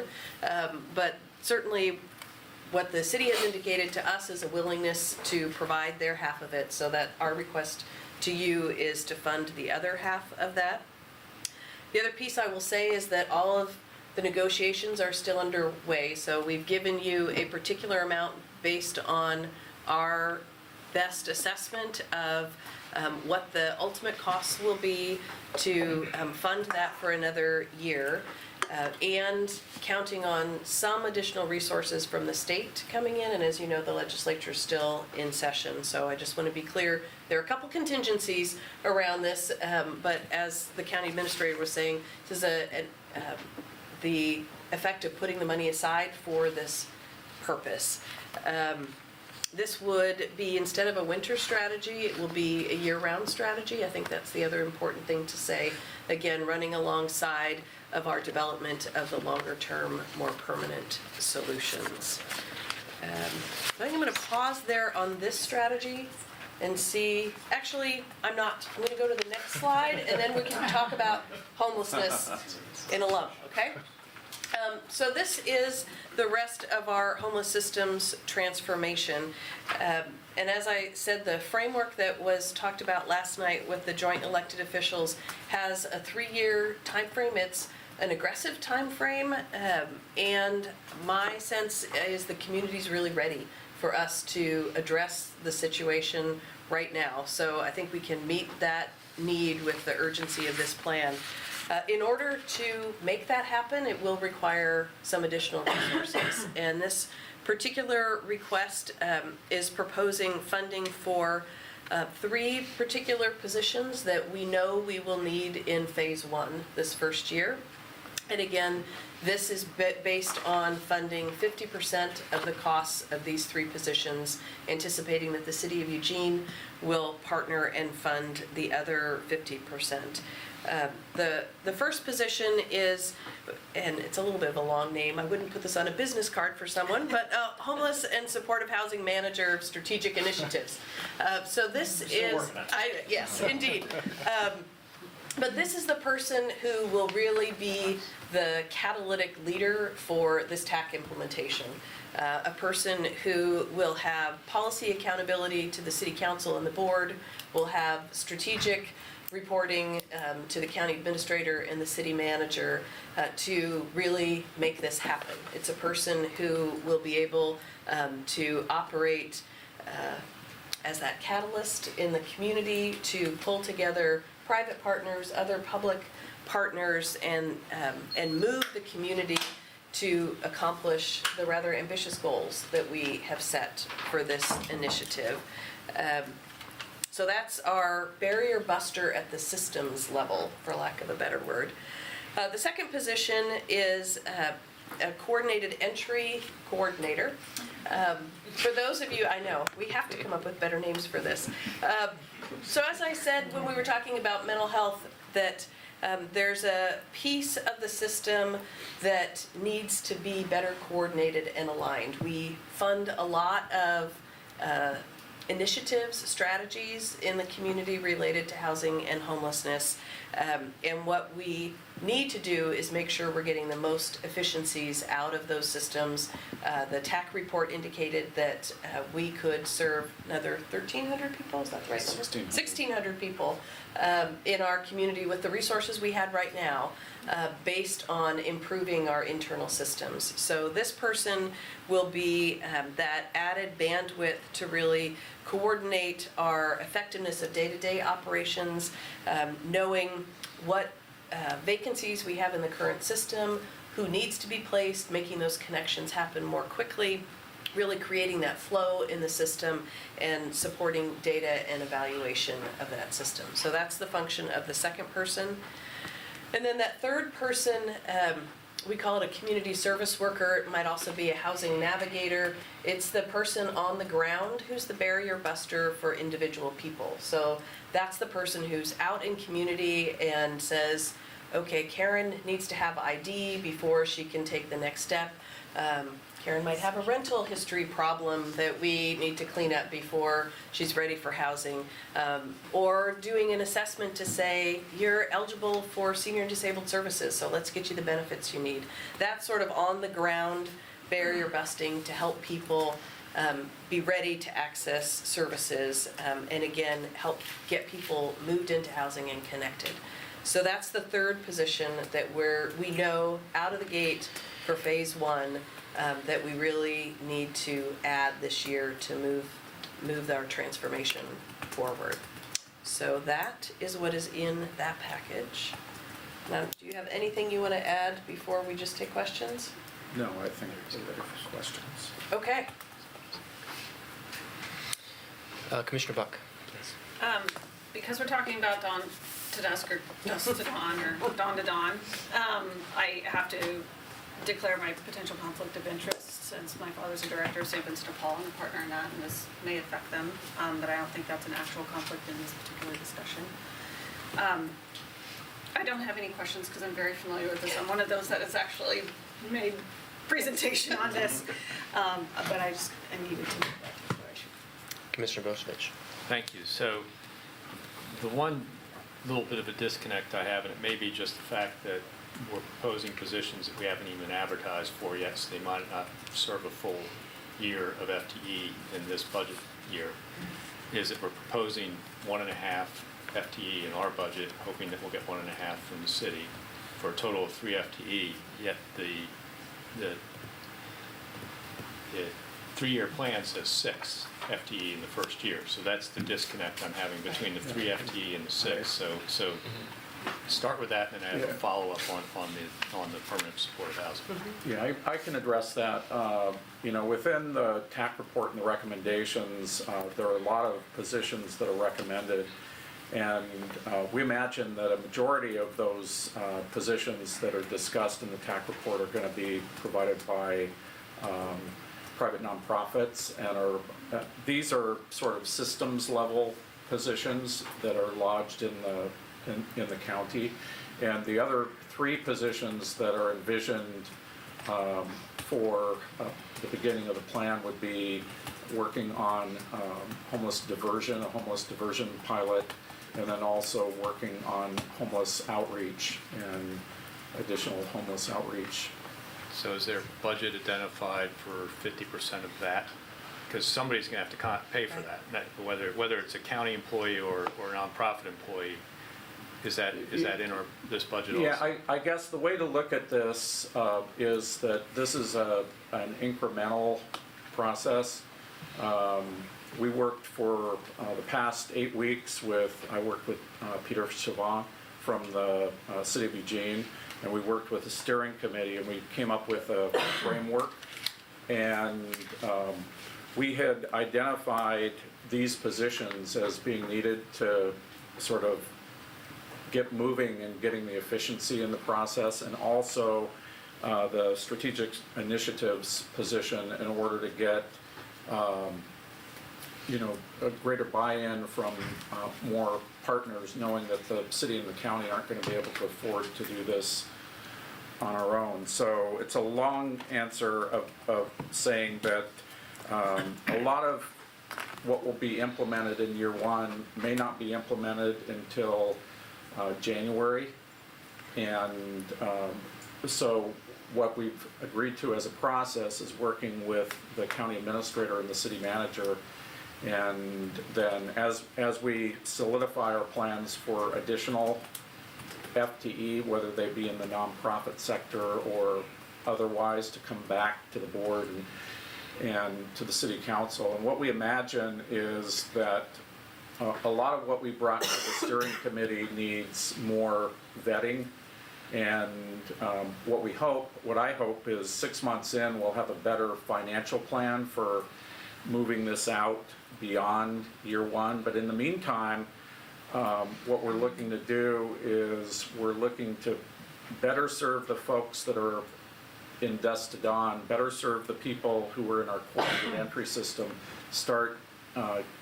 We have 85% of our shelter beds are being used. We have 15% that aren't being used. We have 22% of our permanent supportive housing where we have some vacancy on, and we need to tighten up those things to get moving. So I guess I would just maybe summarize that piece by saying we know that this is going to be a multi-phase effort. There's a significant sense of urgency both from the community and from the policy bodies to let's move. So I think that in working with the steering committee and the staff, we need to start a pace, and we'll be talking with you a lot about this as it moves forward. And this was identifying what we absolutely know we need to get started, and let's get that moving. And then I believe, let's see what the legislature does, what our resources look like, and then the county administrator and the city manager were charged last night with coming back with a more detailed implementation path. So I just, just so everybody realizes that, 1.5 FTE this year, but we're talking about a significant investment in FTE probably in the following budget year. The other question I had is about permanent supportive housing. There's an operational cost to that too, an annual operational cost. So we add 50 units, there's an operational cost. I know some of that can be covered with Section 8 vouchers. Do you have any idea, is that 100% coverage, or are we going to be looking for 20% of that operational cost to come from general funds and other places? Yeah, I think that's another piece of this puzzle, is that we know we need to do another 300 units of permanent supportive housing, and what we need to do is bring forward a plan.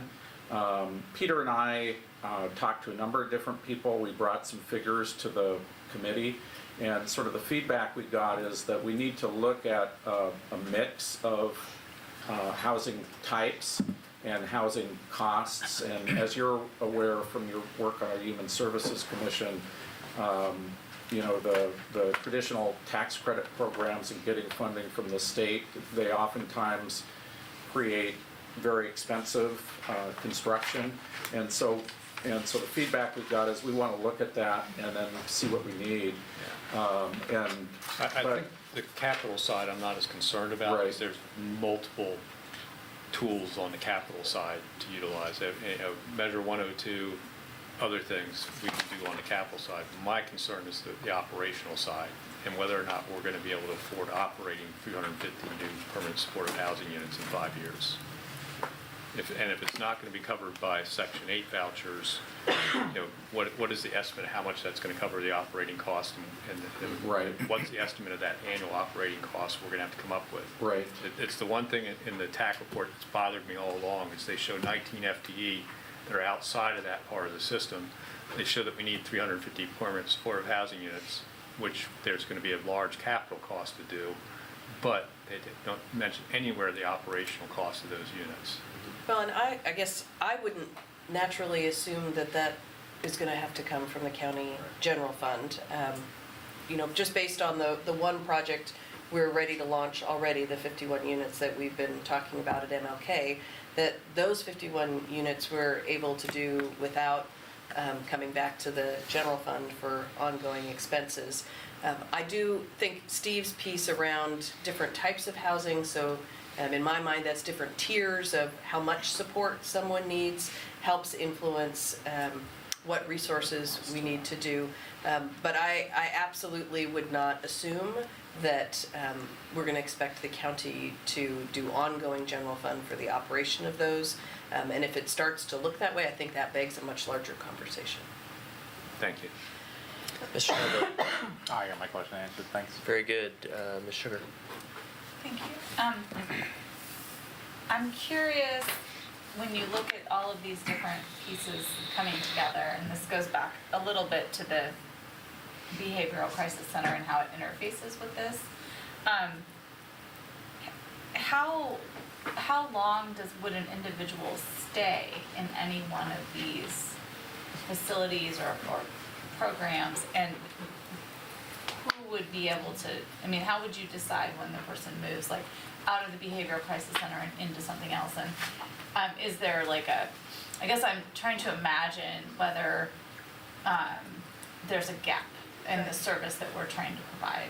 Pauline, do you want to talk on the mental health side of that flow? I think it all depends on the individual. So while there are licensure, depending on how we're going to license it, there are limits to how long somebody will be. There are also exceptions depending on the need. So if we have somebody in the crisis center that needs more than the typical 14 or 30 days, then leave that individual until there is the next warm handoff to the next level of care. So it's hard to say, like, you know, how long would somebody say, because everybody is different. Every person that we see at behavioral health has unique needs that we have to put into consideration. So it doesn't sound like, in your mind, there would be gaps. Well, there might be, but the way we are conceptualizing this is to identify those gaps so they don't exist. Got I think that's it, the hope. And I would say where we experience gaps, it's often not that there is nothing that is in that particular space, there's just not enough Right. of whatever those beds are. So I think that gap sometimes surfaces too. Did you want to talk, Steve, about how long people stay in different levels in the housing? Yeah, in emergency shelter, people typically stay for an average of 90 days. And in permanent supportive housing, people can stay as long as they need the support, but part of what we're trying to do is encourage people through move-on strategies when people recover from their addiction or they become more stable from their mental health condition, that they can move out into the community. I have one follow-up question, if I could. I know that one way that people get into the system is through a sheriff's officer responding, or a police officer from ED responding to a call and making the decision to bring the person to the behavioral crisis center. Are there other entry points? For example, can a court refer someone? Can a crisis counselor refer someone? Like, what are the other ways that people enter the system? All those ways. Okay. Okay. Plus, right?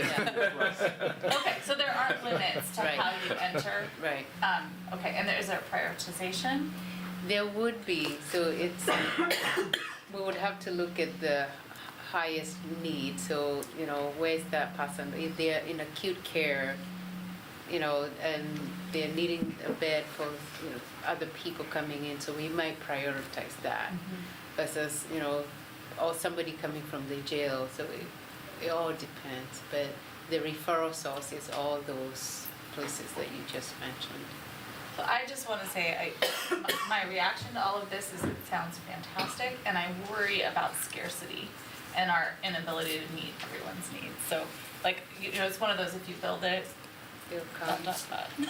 They will come. Yeah, and then there will be more than we can serve, you know, so I love it, and I also worry about scarcity. And what we know is that they're already here. Right, I know, so, yeah. Right. It's not functioning It's not efficiently. enough, yeah. That's half of this is about efficiency. Ms. Shayla? So, a couple of things. To follow up on Commissioner Bozovich's question about operating costs. You said you got the comments of MLK covered already, right? As far as operating. And that's by far the most extensive, because that's 24-hour coverage. But other affordable housing that we built at Haxett, now Home for Good, the operations have often come from HUD, the operating costs, and other grants. So I wouldn't be too concerned about those myself. And going back to the homeless and supportive housing manager of strategic initiative. Not to mention the associate. Interest in a second career? Well, my understanding that this is going to be, this position will be recruited nationally. Is that correct? Yeah, we're having that, that's an ongoing conversation between the city manager and I and all of us. Where should that position live? Should it be an employee, a public employee or a contractor, and kind of what process? But, and who, what type of skill set are we looking for? So that conversation is evolving, but we definitely want someone who has a combination of experience, knowledge, and skill at this strategic level. So yes, I would say yes. We want to look as broadly as possible for the right person. And when will the recruiting start? Because it's important to get that person on board. So I think certainly the first piece is to make sure we have the financing secured. So that's a piece of our conversation today. And then I think the next step is to negotiate an MOU between the city and the county, where we'll get really clear about what those outcomes are that we expect, not only from this person, but from our joint work together as a whole. And our goal is, this budget starts July 1, so we want to move. Well, I just think year one starts July 1 as far as the TAC plan. And if we wait, it sounds like Commissioner Bozovich is right. It's not going to happen until December at the earliest is what I'm thinking, that the person will actually be on board. I hope before that. I hope so I too. would say our goal would be as close to July 1. Right. It might be tough to hit July 1 itself, but, this summer. Yeah. Okay. Yeah, that's good. I got one or two. If I can just make one additional comment to that point, we just met at breakfast with the city manager and assistant city manager yesterday, and we all agreed that moving as quickly as possible and thinking about how do we have a process that gets us the right person to do this role, but a process that isn't going to take us too long and push this work out. So Karen talked about the sense of urgency from the policymakers to the community to all of us doing this work, and that definitely exists. So we're going to charge forward as aggressively as we can. Will the public have an opportunity to not necessarily weigh in, but be kept apprised of the progress? Yeah, yes. And how will that happen? I don't know how that will happen. But it's of high interest in the community. So. Yeah, I mean, we heard the comment actually I'm thinking this morning in our board meeting, it's been a long day. There was some public comment this morning at the board meeting talking about the need for engagement of rural communities, the need for engagement and voices of those who have lived experience being unhoused. So we're definitely, what the process is going to look like. I mean, I think we're just struggling to give you a firm commitment on all those things because it's a moving target, but absolutely the community needs to be engaged, our partners need to be engaged and understand the investments that we're making and the people that are going to lead these efforts. And I guess I would say, I just want to say you have our commitment that we will keep the decision makers and the community informed. yeah, and I think two natural places that would be part of that, the Poverty and Homelessness Board is keenly interested in this work and is a natural, regular place for people to get updates. And then Steve also reminded me that our internet page has a place for TAC updates, and so I think as things progress, that's another place to put information out. Okay. And then one more quick one, Karen. You mentioned that money's been set aside for D2D. How much money? For this request? Yeah. This request total, I know it was We have 150 plus. I can also point you to, you have a sauce. The 350 is what we were requesting. Right, so the 350 is for dusk to, so you're just asking about the dusk to dawn. So 350 was our request for dusk to dawn. And then 170, 033 to be exact on the homeless So system. where's that, Christine? Huh? Where is that? You have some sauce forms on them, so they're actually number 32 and 33. So behind that tab, so you'll see those specifics, they have the dollar amounts there. As far as from a budget standpoint, those, like we're talking about, have not actually been put towards FTE or any of those things. They're actually, it's sitting in the non-departmental part of the budget, so they've been identified, earmarked, kind of, yeah. Okay, thanks. Mr. Morris. Thank you very much. And as someone who has very tragically spent the late nights of his evening reading the TAC report, I greatly appreciate the presentation. I'm anecdotally involved in just several Facebook groups and conversations and community members of homelessness, housing, things along those lines, drug addiction, mental health. last night's city council and county commission meet up together was one of the first times that hopefulness and optimism was really seen. And so I just wanted to take a moment to point that out, that there seems to be clear direction.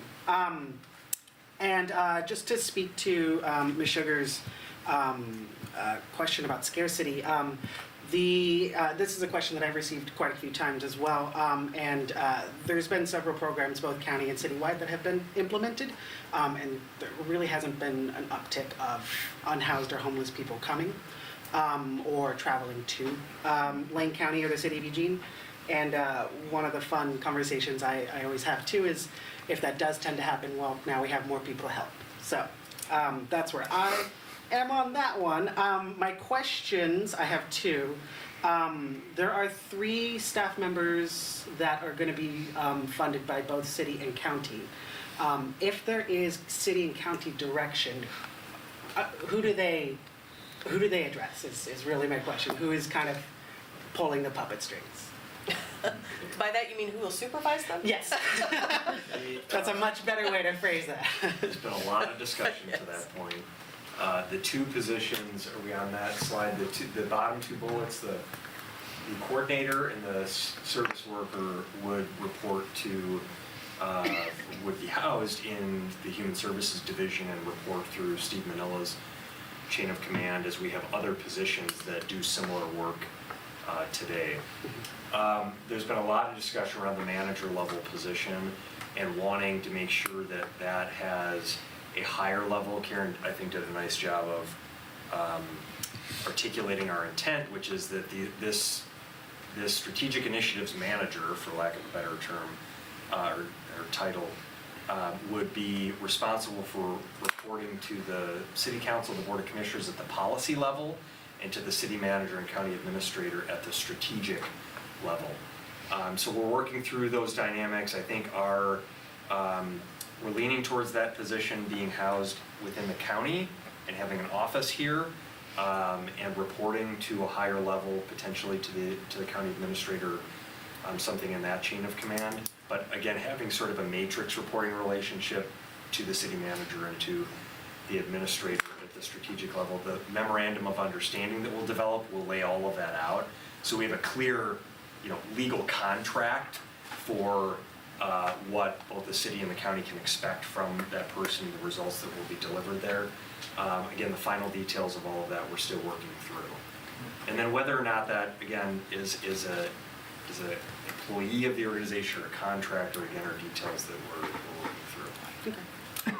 And my second question, and I'm struggling to figure out a way to phrase this.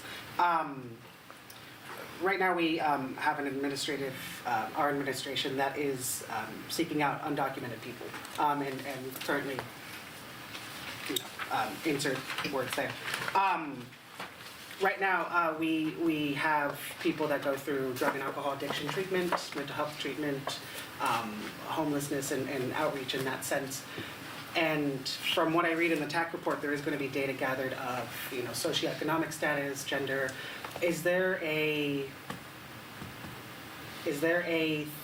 thought of a person's legal status that will be also addressed if they enter into this program? In any way, shape, or form, through any referral status? Yeah, that's typically not a question that is asked to intake. And the way that works with federal funding, it's very program specific. If there is a program that has a requirement, then we have to follow the requirement. But typically the resources we're using to address homelessness don't have those requirements. Commissioner Frawley. I will yield. Okay. Mr. Bernie. I'm going to do my best not to sound like this is mixed messages. I am learning and have confidence now with senior and just staff of this organization that heart's in the right place and you will work this through it, and you have my confidence and faith in that. And I mean that sincerely. I also think in the public sector the term transformation is used much too liberally. For example, you talk about, and I'm supportive of this. This is in the context of me being supported and delighted that this is a priority, and understanding that budgets quantify, they deal with quantity, not quality. And that's what undergirds this. But nonetheless, I'm going to speak to this. I think that some of the barriers we will be hiring people to bust through are institutional and bureaucratic barriers. And it's not all, but some. And so I see this position that we're calling homeless and supportive housing manager strategic initiatives, if I may, manager of this initiative. I see this, it's going to go one of two ways, right? It's going to either be someone that is the institutions are comfortable with and kind of looks and feels and tastes like a person that works with these public organizations will look like, or it will be someone that's very fundamentally different, that might have a significant experience in the private sector, in finance, with, building collaboratives, etc. So I would just request, I see that as the key hire of these three, and I hope that we have opportunity for input as you go through that process. But I support this, and I have confidence in the checks that seem to occur, so that before you commit to a path, the Board of Commissioners is reviewed, you require approval. Therefore, a lot of the concerns I might have otherwise, I don't. I appreciate that, Commissioner Burney, and absolutely, I think this person is key to bringing this initiative across the finish line, and we do want someone who's able to bring that innovation and systems change to this work. So when we start recruiting, I'll make sure you have information to help us find that right person. That's kind of you, thank you. Absolutely. Mr. Stoneberg. My question was just the landlord partnerships. I assume that includes private as well? Yeah, the landlord partnership really is geared towards working with private sector landlords, and it is, again, it's breaking down a barrier, working with landlords who maybe typically wouldn't take a risk with some of the folks that are needing to be housed, and providing some incentives and some sort of peer support among those groups of folks, so that they can help open up opportunities for people. So with the legislature's changes, what have you seen happening? How's that affected it, if at all? Oh, well, the initial thing that we've seen out of the legislation has been, we've seen more people being evicted, because what we've experienced is that under the new law, there's sort of a reset.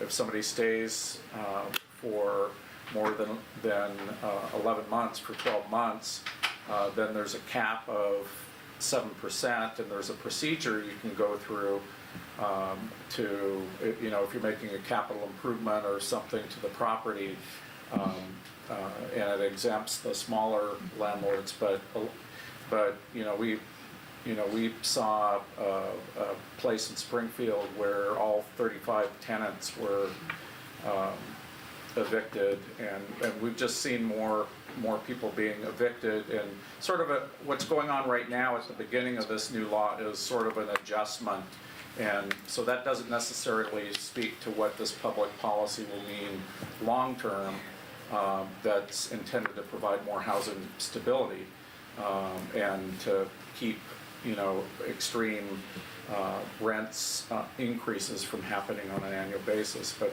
the immediate effect has been more people that we're coming across that need help. What about with the partnerships? Are you losing any, or? Well, we worked on a small pilot with Homes for Good, and a lot of that activity. There are two different pieces to this. There's the incentivizing. The other piece is the mediation, and having a number that somebody can call, so that if you're housing somebody who has a mental health condition, and it becomes apparent to neighbors that they're becoming unstable, that, you know, you call this number, somebody's gonna come out and help with the situation, you know, and then sometimes, sometimes it's mediation, because something happened financially that somebody couldn't pay rent, and so it's cheaper to keep people in housing than them becoming homeless. It costs us a whole lot more once they're homeless. If you look at the operating costs for emergency shelter, getting people back into housing, you know, first, last deposit, all of those things. So no impact on the partners? What's on that? Partnerships, nobody's dropped out or anything like Well, the partnerships have not been very extensive. that? Okay. I mean, the target initially has been to cultivate and to sort of stabilize and to encourage more landlords to accept either what's called a HUD-VASH voucher for veterans who are homeless, or Section 8, and sort of stabilize those opportunities.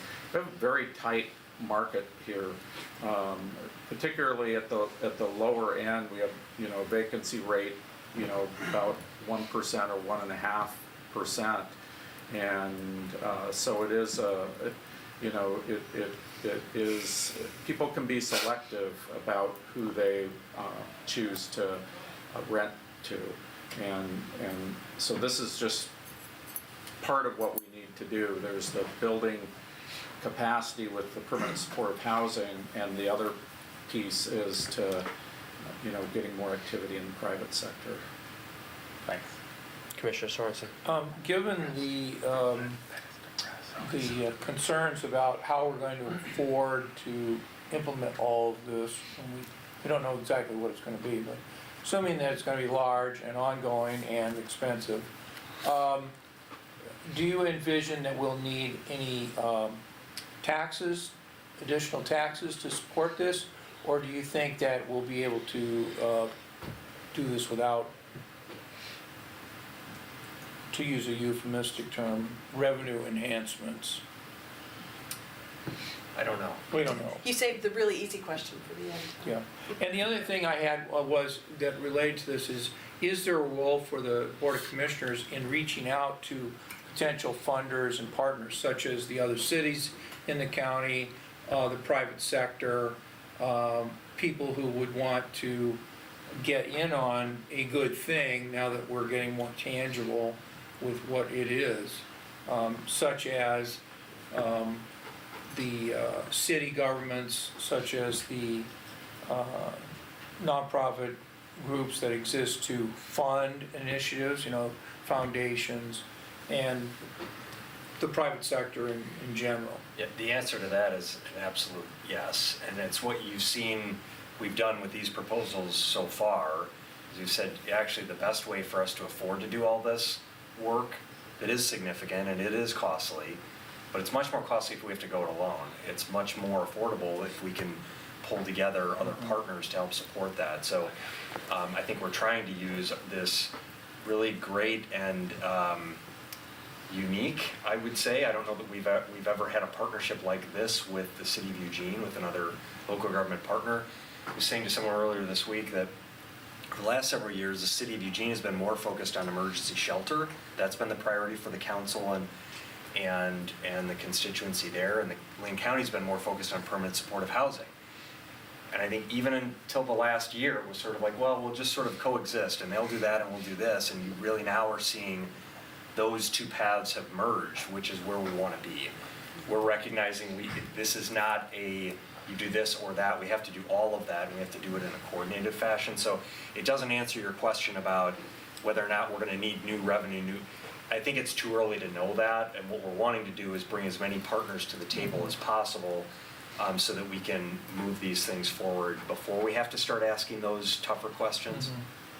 I'm hoping that we'll also be thinking of all of this housing and the building of housing as being also a jobs program for the community, so that we're building housing that will last longer, we're training people, and we're using people that are could be trained to build skilled housing, and that we're thinking of this as the process itself of keeping older people in their homes or poor people in their homes by having fix-it programs and other ways of keeping people in homes that require jobs to do all that work. Follow-up, Commissioner Bozievich. Yeah, I just wanted to kind of tack on to Mr. Morris's question about, where some of these positions live and all that. We already have a model for this in the Human Services Division, Human Services Commission, where we've got agreements with the City of Eugene and City of Springfield. We also bring federal funding through that department, and we pay for staff from those revenue streams.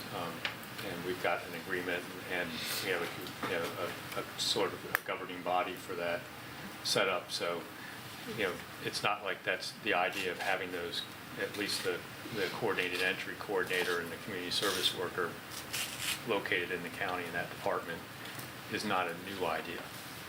And is not something we have to start over and invent the wheel to have that happen. So I think that, that's already in existence and has worked well for the county and the cities for years now. In fact, that's where all the dusk to dawn funding gets funneled through Human Services Commission. So it's the staff there in the Human Services Division that develops all those budgets, tracks the budgets for that, handles all the paperwork, for the federal government on LIHEAP and all that stuff is centered there. So, I just want to appreciate, we already have a great model, and I think this is just expanding that model, and it's just really, I look at this plan about making the system just more efficient and filling up that 15% of empty space in our shelters and filling up the supported housing vacancies so that we're processing more people through. Hopefully that'll end up saving a lot of money in ER and jail cells and other emergencies services. Follow-up, Commissioner Burney. Can I throw a hypothetical at you just to get a feeling? Sure. So you got the city of Eugene and the county of Lane co-funding positions. What if the best site for for this large shelter, given opportunity zones, the ability to attract some private resources that are as much motivated by escaping tax liability as they are by generating profit, is in Springfield? What happens? Or would you say that the services are going to be predominantly limited to people in, you see where I'm going with this? I see Thank you. I'm exactly just where you're curious. going, Yeah. and I know it's a hypothetical. I guess I would just pick up the thread of the conversation from last night that said, we're absolutely hoping to engage all of the cities in this Well, work let's say you moving don't forward, so, engage, but still, that's the best location for the clients that you're trying to serve. I'm sorry. Yeah, I would just say that part of the process is to look at sites, throughout the county and throughout the metropolitan area.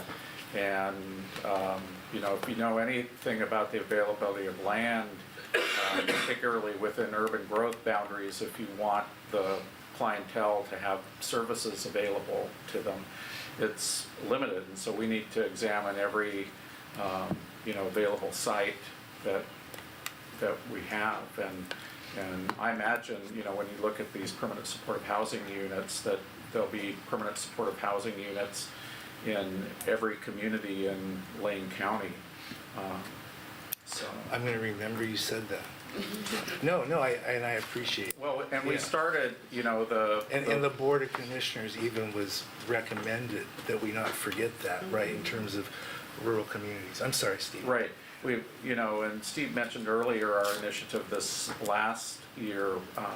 We ended up with proposals. We had one very good proposal that wasn't quite ready for us to fund, that was in Junction City.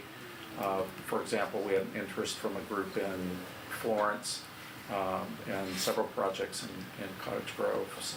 So what I'm hearing, and then this is the end, thank you. What I'm hearing is the source of the municipalities funding this will not dictate where services are either located or reached out to. Yeah, and I would say, the other thing that I would say is we look for resources in different ways. Sometimes it's not money, sometimes it's land. Sometimes it's, a community like Cottage Grove deciding that they're gonna say, well, we're not gonna charge these projects that we're doing, we're not gonna charge them the system development charges. And I mean, that's sort of money, but there are a number of ways that communities can participate, and entities like, with our MLK, we had the healthcare sector participate. But this is, for those of you that don't know, Mr. Manella and I go way back, so our discussions can be granular. And so this is my last piece of this. I was hoping to hear that whether a community dedicated resources or not, it was need which would drive the investment in services, not contributing to this effort.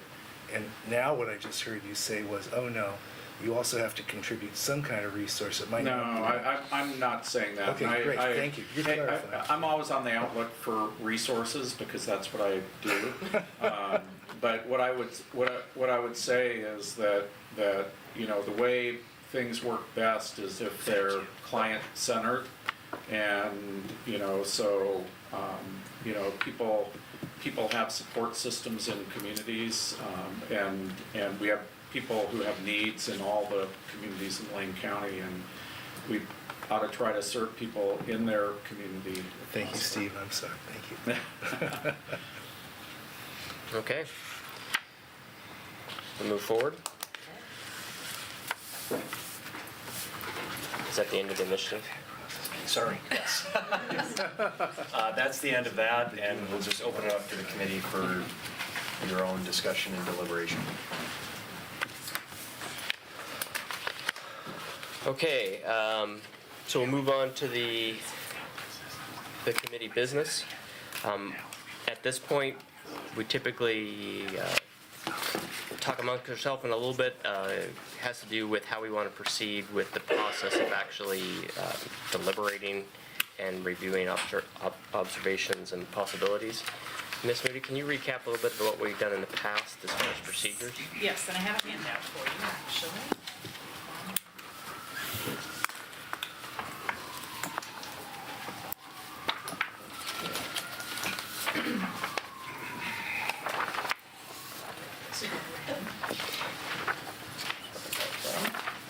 Or just one page, sorry.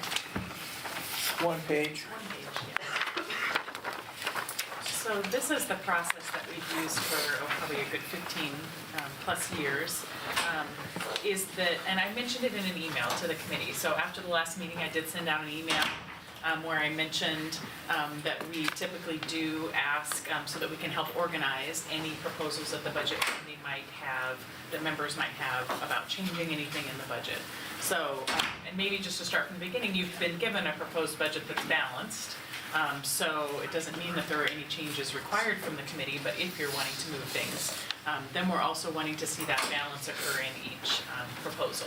So what we have done before is had committee members email those, and just a simple description of it, amounts, where the funding is coming from for the change, to me, so that I can get a list together and send it back out to all of the committee members before that last night. So it is a quick turnaround for us this week, since it's Tuesday and then Thursday that you're deliberating. But if you wanted to send those to me by tomorrow about noon, then I could get something out to you within a couple hours, mid-afternoon, so you would have those to look at least for a day before you come back to your Thursday meeting. Then what I've handed out here is kind of how we have worked the meetings for deliberation once we have that list.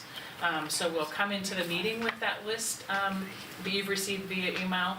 And then in the past, the chair has just kind of gone through, starting with, here's an item that's been put forward. Are there at least 4 votes for discussion? It's just an easy way to kind of get down to the the ones that have enough committee support to move forward. So looking for discussion on them, then there's discussion, and then going through each one individually to see if there are votes to support that change to the budget.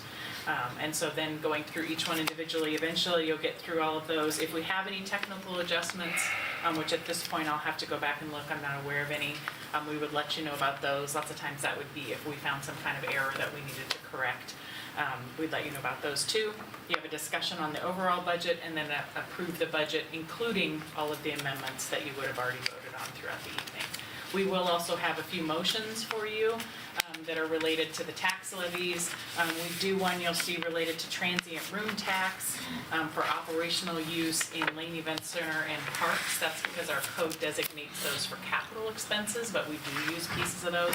So it's just been a historical piece where we highlight that for the public, how much is being used for operational use, and the budget committee approves that, and then approval of the entire budget. Questions? Commissioner Sorensen. As to the last item, my understanding is that the Budget Committee alone, not the Board of Commissioners, can approve the tax rates, both the permanent tax rate and the optional tax rate for the jail and youth services and 4-H and OSU Extension, as well as the transient room tax, and that those two items are not something the Board of Commissioners can modify, but that as to all the other issues in the budget, if they're approved by the Budget Committee, those can be modified by the board, either through a budget amendment or in the adoption process, as long as it doesn't exceed 10% of any given fund. Yeah, and let me clarify a little bit on that maybe. And because this year we have a courthouse bond that's on the ballot, then I've gotten some additional information on how we would go about approving that. So typically what the board can do with tax rates is they could decrease the tax rate from what the budget committee has approved. They could not increase though. So if you set something, they can't go above it. The 10% of a fund or $5,000, whichever one is greater, although most of our funds are big enough that that would be the 10%, cannot occur without publishing another financial summary. And so we have always published I publish what has been approved by the budget committee. Our time frame means that that's what comes to the board, and we watch that we don't do that 10% or 5. Now this year with that bond if it passes, I will have to publish another financial summary in order for the board to legally levy that bond. So we would do that in conjunction with the adoption process. There would basically be 2 public hearings one for the approved budget. This is a board public hearing. The budget committee doesn't have to attend that. You're welcome to, but it's a board meeting. And then we have another one on if there's potential changes. Okay, thank you. Other questions? Ms. Buck? So I posed this in my question over the weekend, but I still feel like I'm a little unclear because, so we have this particular budget in front of us. We have heard that one department may have a change and might not have all the funds that they need. And I posed the question, are we all deliberating today regarding this budget and this budget only? Are we also doing a budget in case that funding doesn't come through, or both, or some other method? Because we have a potential problem in one department, and we're all collectively here now, but of course we won't know that decision until we're done this week, and we won't have citizen involvement at that point. And although you mentioned in response that, I think what you mentioned, and tell me if I'm interpreting this right, is that first and foremost, we're looking at this particular budget. But We're only looking at this budget. Right. But want to be able to have some input from everybody at the table should we have that funding deficiency come next time we are only solely at the board are able to know the details of whatever that deficiency really is. Am I interpreting that answer So, right? Yeah, and let me maybe state it for everyone, because everyone didn't see that answer back yet. We didn't, it was a committee question from Commissioner Buck, and you'll see it in your answers that you'll receive from us.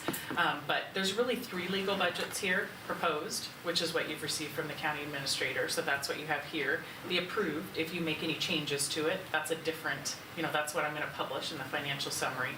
And then the adopted.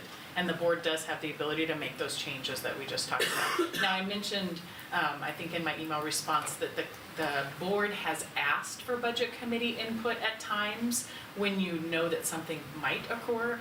The example I gave was Secure Rural Schools. If we had reason to believe that we were gonna receive a payment here in the next few weeks, but it was not in this budget, the board has at times said, committee members, we would love to have your input on how you feel about this, even though it's board discretion and the adopted budget really is the board's adopted budget.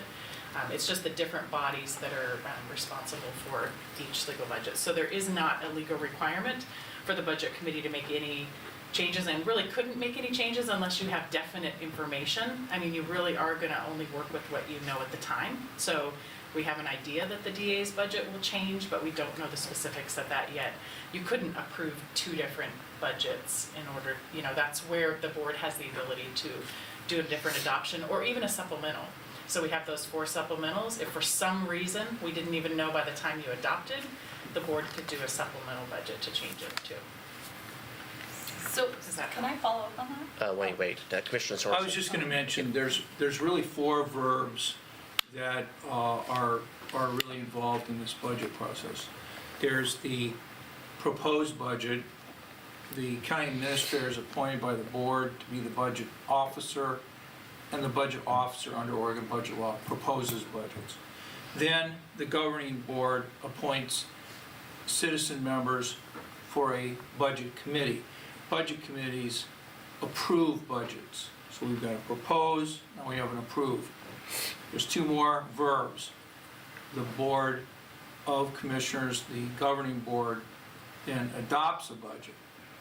And last but not least, the governing board also supplements budgets.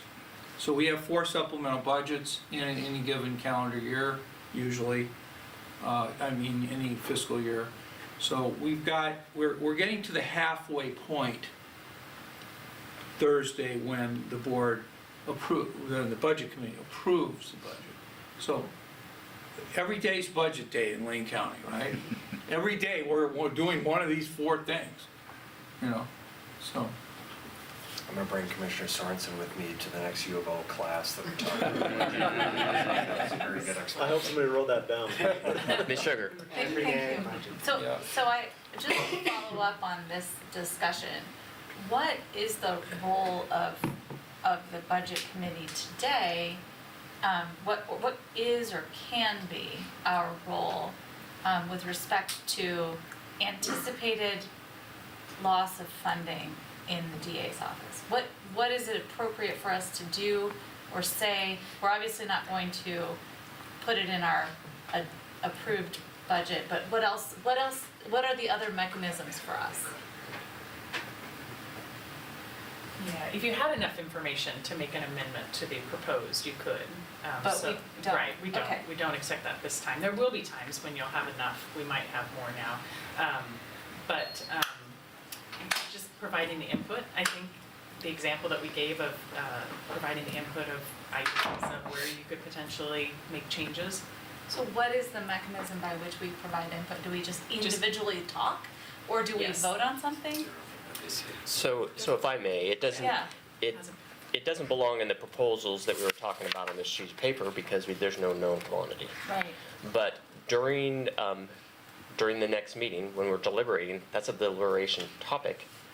And I, as chair, would like to hear citizen members voice information and their thoughts because you've been exposed to all this data so that the commissioners can hear it in that forum and use it when they go to make decisions down the road. So it's just us expressing our thoughts and comments, but we're not gonna vote on it. We're not gonna have a formal recommendation that we as a group are proposing, nothing like that. That's my expectation. Okay, I just wanted to make sure I understood because I think that maybe I had a different perception last time we talked. Great. Mr. Stolberg. Just for clarification, someone could choose to, as I think Commissioner Bozovich mentioned, moving some money from one to another in anticipation of that, correct? You, except that the money hasn't left Right, DA's budget but you could yet. still add to So, it. You could add to it, yes. We just, yeah.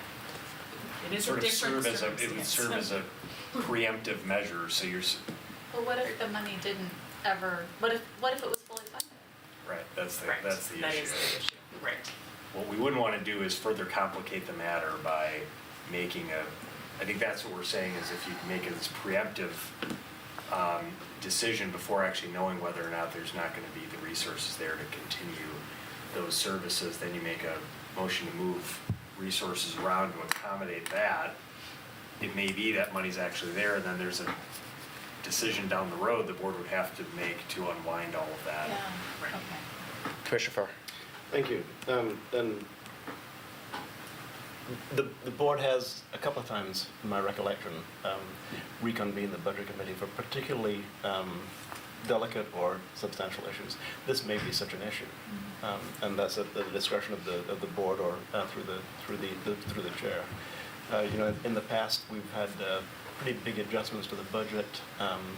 One involving a levy, when we actually reduced the amount we were taking from the levy, and the other time, as Commissioner Sorensen mentioned, that what was it you mentioned, Pete?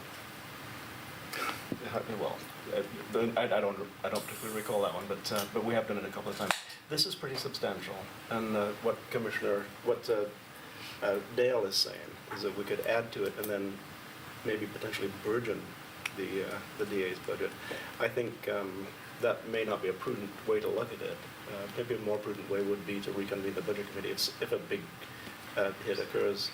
Now, I do believe in the next day or so we'll see some potential adjustments to the DA's budget that have nothing to do with the potential reduction that's coming through PSCC that may add general fund to the DA's budget. I think Commissioner Bozovich suggested that maybe at 3 meetings ago that may be a motion that he makes. So I'm waiting to see what happens there. But really, we have the discretion of bringing the budget committee back, and the citizen input is absolutely invaluable to the process.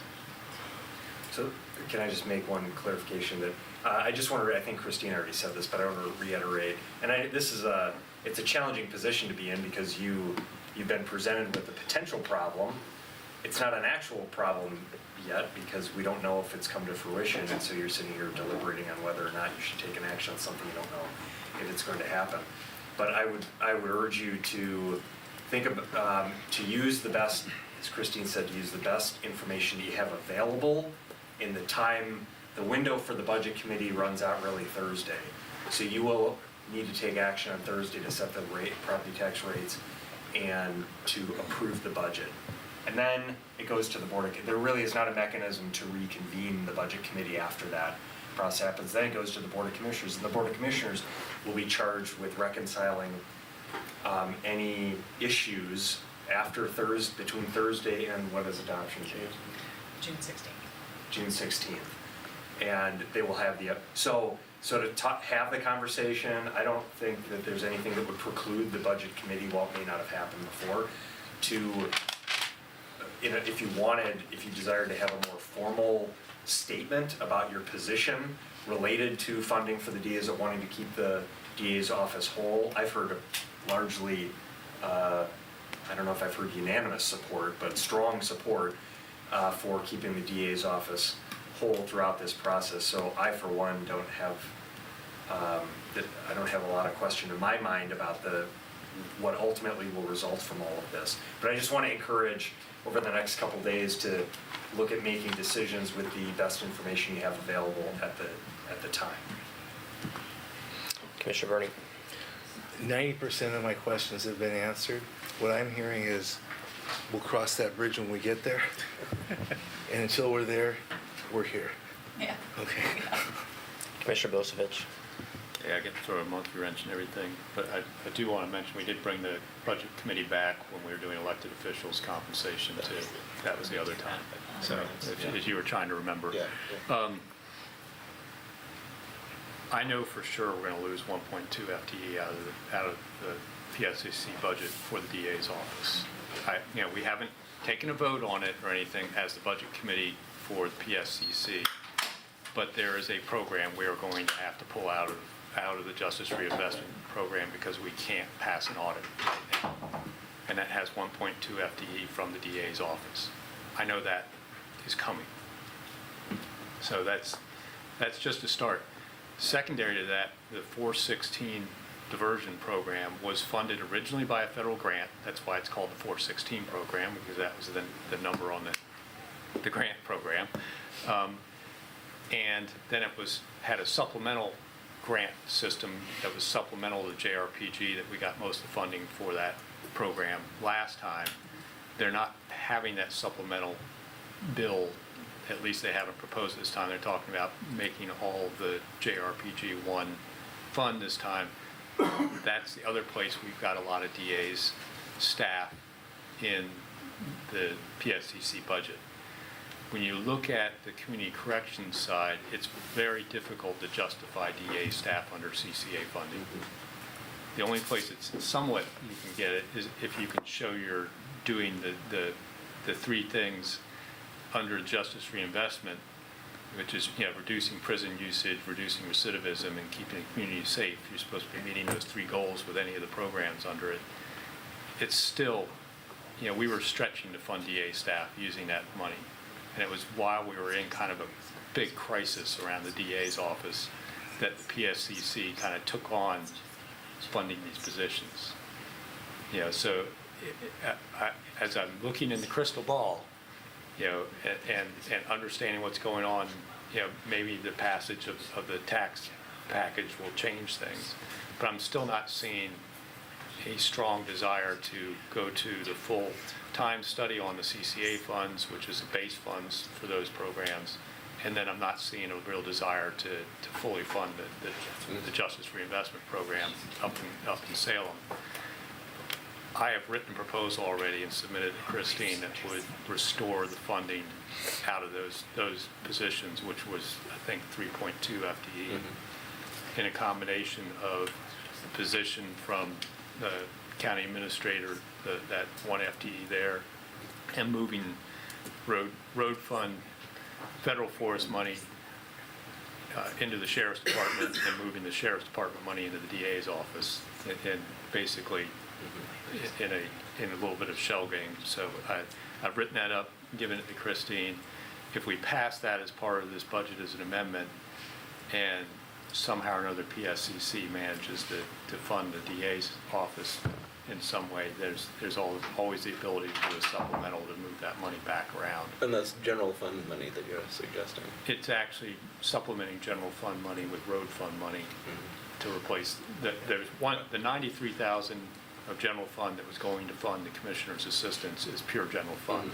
The rest of it's a kind of a shell game of moving federal forest dollars, that $295,299 of forest revenue that wasn't already being sent to patrol, and then that reducing the sheriff's office general fund and moving it to the DA. So the DA ends up with a general fund in that. Yeah.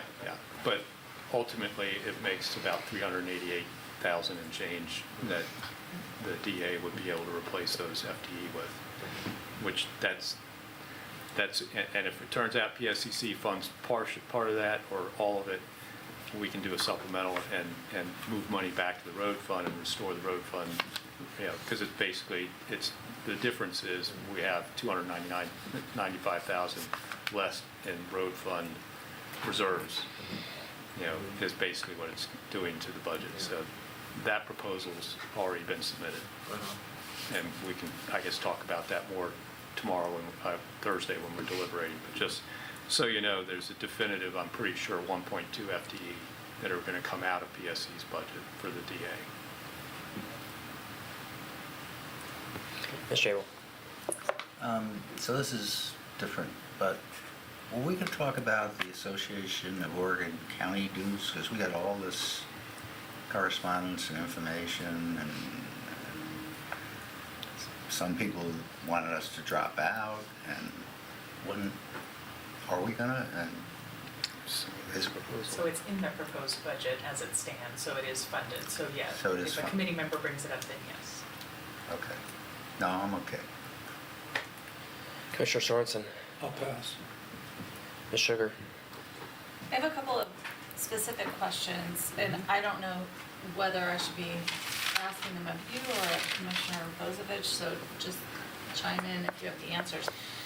Of the 3.2 FTE that are at risk in the district attorney's office, what portion of those are attorney positions and what portion of those are staff? She had indicated that 3 of them were attorney, that's the .2. It's only the Staff. .2 that's staff? Yes. Yep. Okay, and, so just my feeling on that is the 3.0 that are attorney positions are probably more critical to the functioning of the public safety system, but I don't know. I mean, that's for the VA to determine.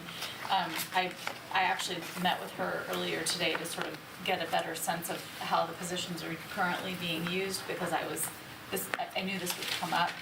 And she was really helpful in explaining these positions. And one of the questions that also came up in my mind, and I'm glad that Mr. Rickoff is here, is are there any implications, if this happens at the PSCC, and this defunding, I guess, or loss of the grant funds occurs, is there also an impact on parole and probation?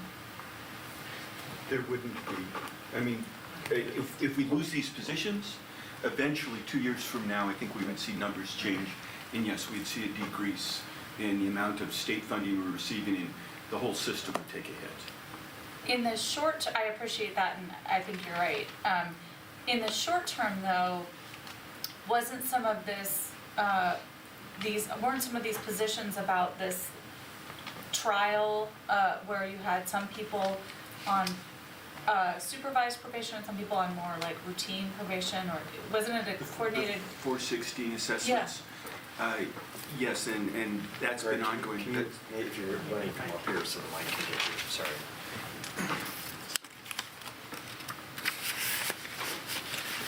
The 416 there's been pilot elements that have been going on, and as it's been studied, but that's pretty much coming to completion. So, you know, I would not see those positions being affected. I mean, as Commissioner Bozovich shared, the overall funding picture in terms of the CCA dollars is relatively bleak. We will know a lot more in the coming weeks in Salem to know exactly what our funding level is. But right now we're preparing one very scary budget with some pretty significant reductions and one moderately healthy budget. You know, so it still remains to be seen how much of a pie we'll be receiving for our 9.57%. Yeah.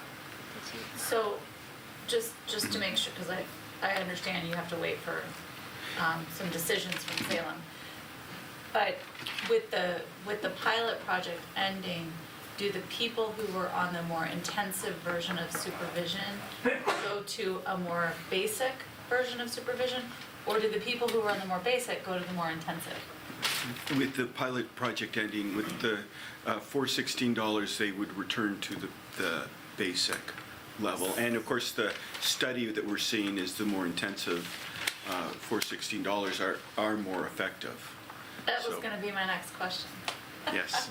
So even though we know that the more intensive supervision is better, we're gonna scrap it and go to the basic because of funding. Well, unless we can find funding to replace it, yes. So I'm gonna wrap it up here, sorry. So it feels to me like we're between a rock and a hard place, because we're being asked to consider a loss of prosecution funds, but we're also looking at a decrease in the quality and nature of supervision, and they're intertwined. And See? I just don't see a positive. way out, if this one, If I can kind of maybe explain just from at least a PSCC budget standpoint, if we can fund these DA positions outside of the PSCC budget, it may allow us to continue the 416 program because we'll be able to fund the rest of the program inside the JRPG. meaning we could have the higher quality Right. supervision. Yeah, which is one of the reasons why I think I'm proposing the funding outside of the PSC. You know, that'll be $380,000 I don't have to find in the PSCC budget to try and fix that hole. Can we tell the PSCC we'll cover the DA positions only if they give us that other, Well, okay, because I really don't like one- fixing only one part of the system One of and not 5 the voting other. members, and the other voting members are, you know, somebody from the DA's office, somebody from the sheriff's office, somebody from community corrections, and somebody from the courts. Okay. Now, who's involved in the 416 program? The sheriff's office, the DA, the community corrections, and the courts. So, Right. Thank so you. I think it's going that way. Commissioner Buck. So, I had a follow-up question that related to my very first question. Because I know that Commissioner Bozovich is trying to find a way to fill this hole. And you have a proposal in to potentially fill that hole. But it goes back to the technical question I had in the beginning, which is, are we going to do that? Are we gonna deal with this first, or are we gonna deal with the whole second? Or are we gonna do the whole and then unwind as was, you know, mentioned? So I'm really trying to drill down on the technical point that we're doing and in which order we're doing it. So I think it does go still to what you feel the best information you have is when you're making the decision. So based on the information you just heard from Mr. Bozovich, if the committee decides that yes, you absolutely believe that revenue is going to go away, you would make an adjustment to reduce the revenue out of the DA's budget that you believe is going to go away and do some kind of amendment to replace it. Now, that would have to be, if for some reason the funding came through, the board would have to make a change to that going forward. But that is an option. Or you decide that the information is not sufficient enough at this point, and you would pass it on to the board to make at the point of adoption. So it's basically a decision amongst us to decide which way we want to do it. Yes. Is there a legal definition of sufficient information that we're supposed to follow as a budget committee? No, there's really Okay. not. It's just best information. Okay. Mr. Morris. Now that you took a drink. Sorry, worst timing.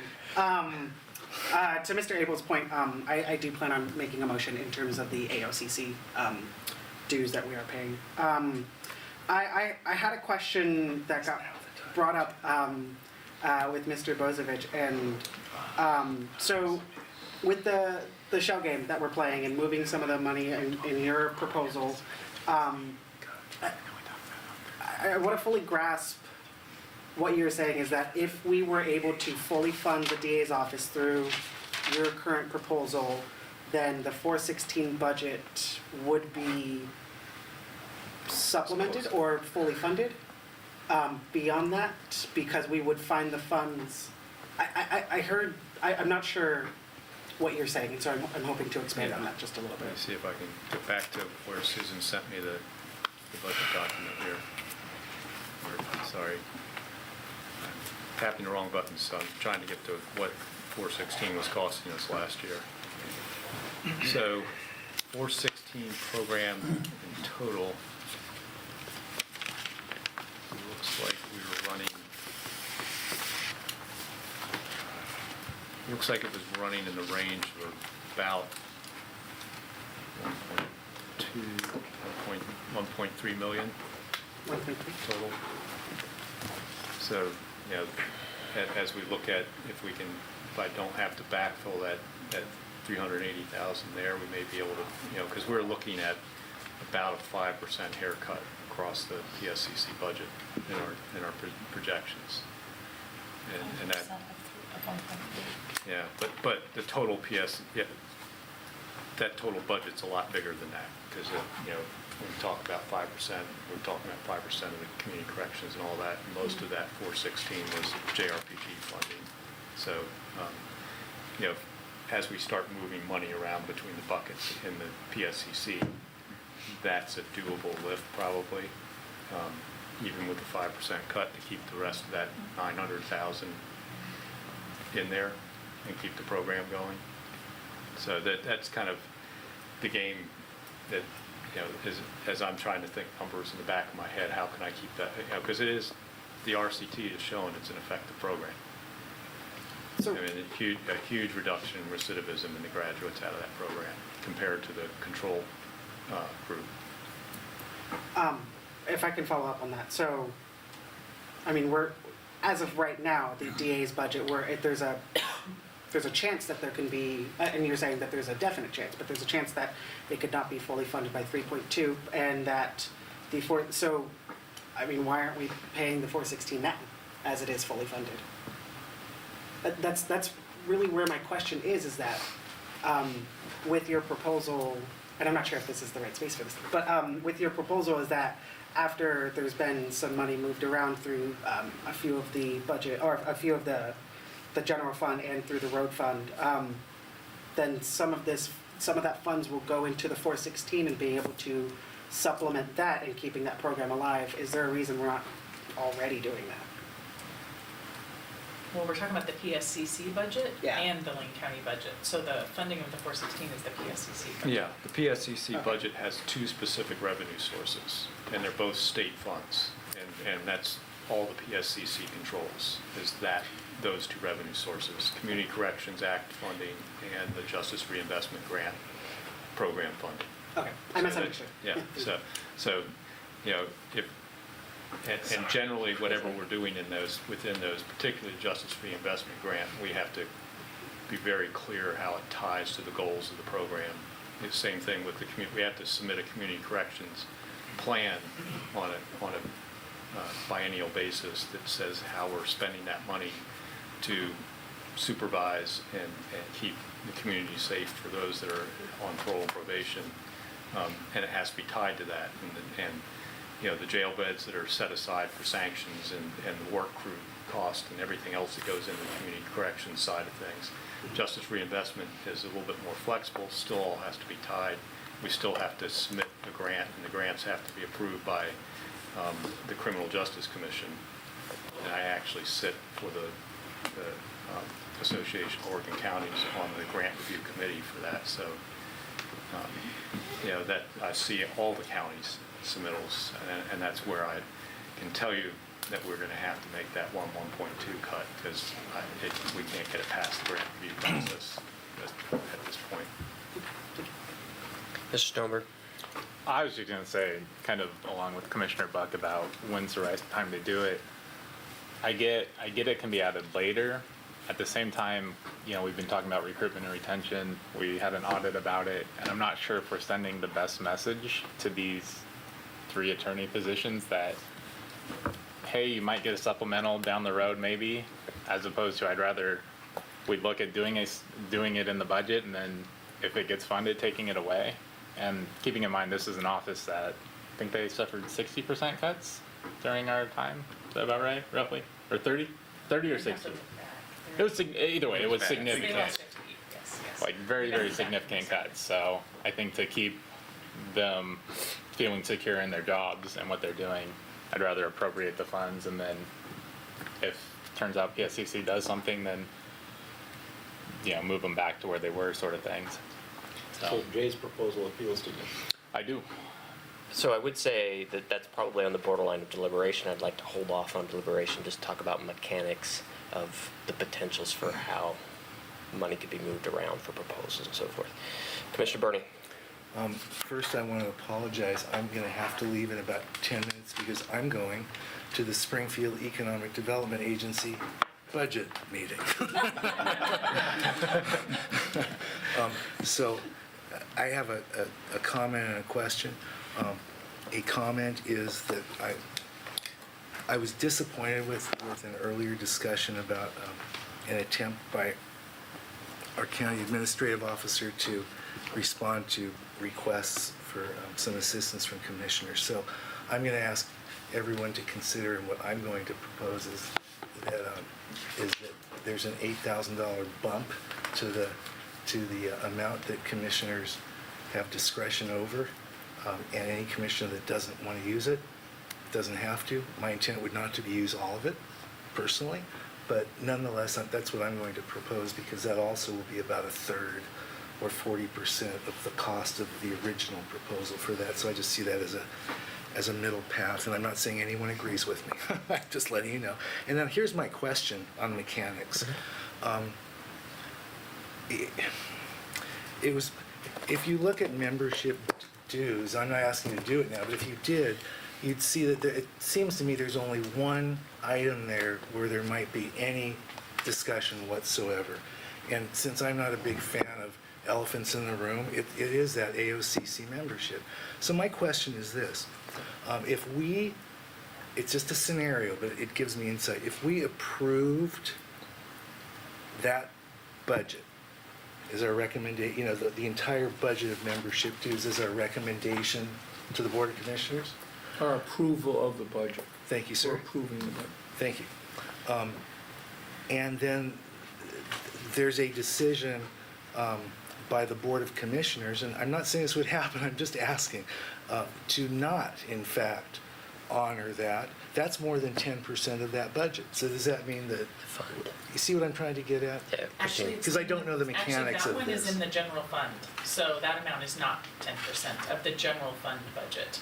It's the Okay. entire general Oh, fund. it's the Yes, entire. it's by That's fund. very insightful Yes. for that and a million other things that may come up. Thank you very much. More like less than 1/100th of 1%. No kidding. I had no idea. Thank you very much, and thank you. Very good. I think we're going to move forward. I actually would like to see if there's anybody who's opposed to this process. So this isn't a requirement, but if we're going to do it, we're all going to do it. So does anybody object? Commissioner Sorensen? I'm not objecting, I'm in favor of it, because I think that if you have 4 votes to discuss things, you're not really making a decision, you're allowing for the discussion on, minority topics, but you're also getting rid of like single person, couple people feel something, you're getting to some level of credibility for making it to the 6 votes. So I think that having the 4 votes for a discussion of an item that someone brings up, and you can bring up packages such as what was discussed earlier about moving road funds out of road fund into the sheriff's office, or you can make proposals that are multi-tiered, or you can just do a single idea of,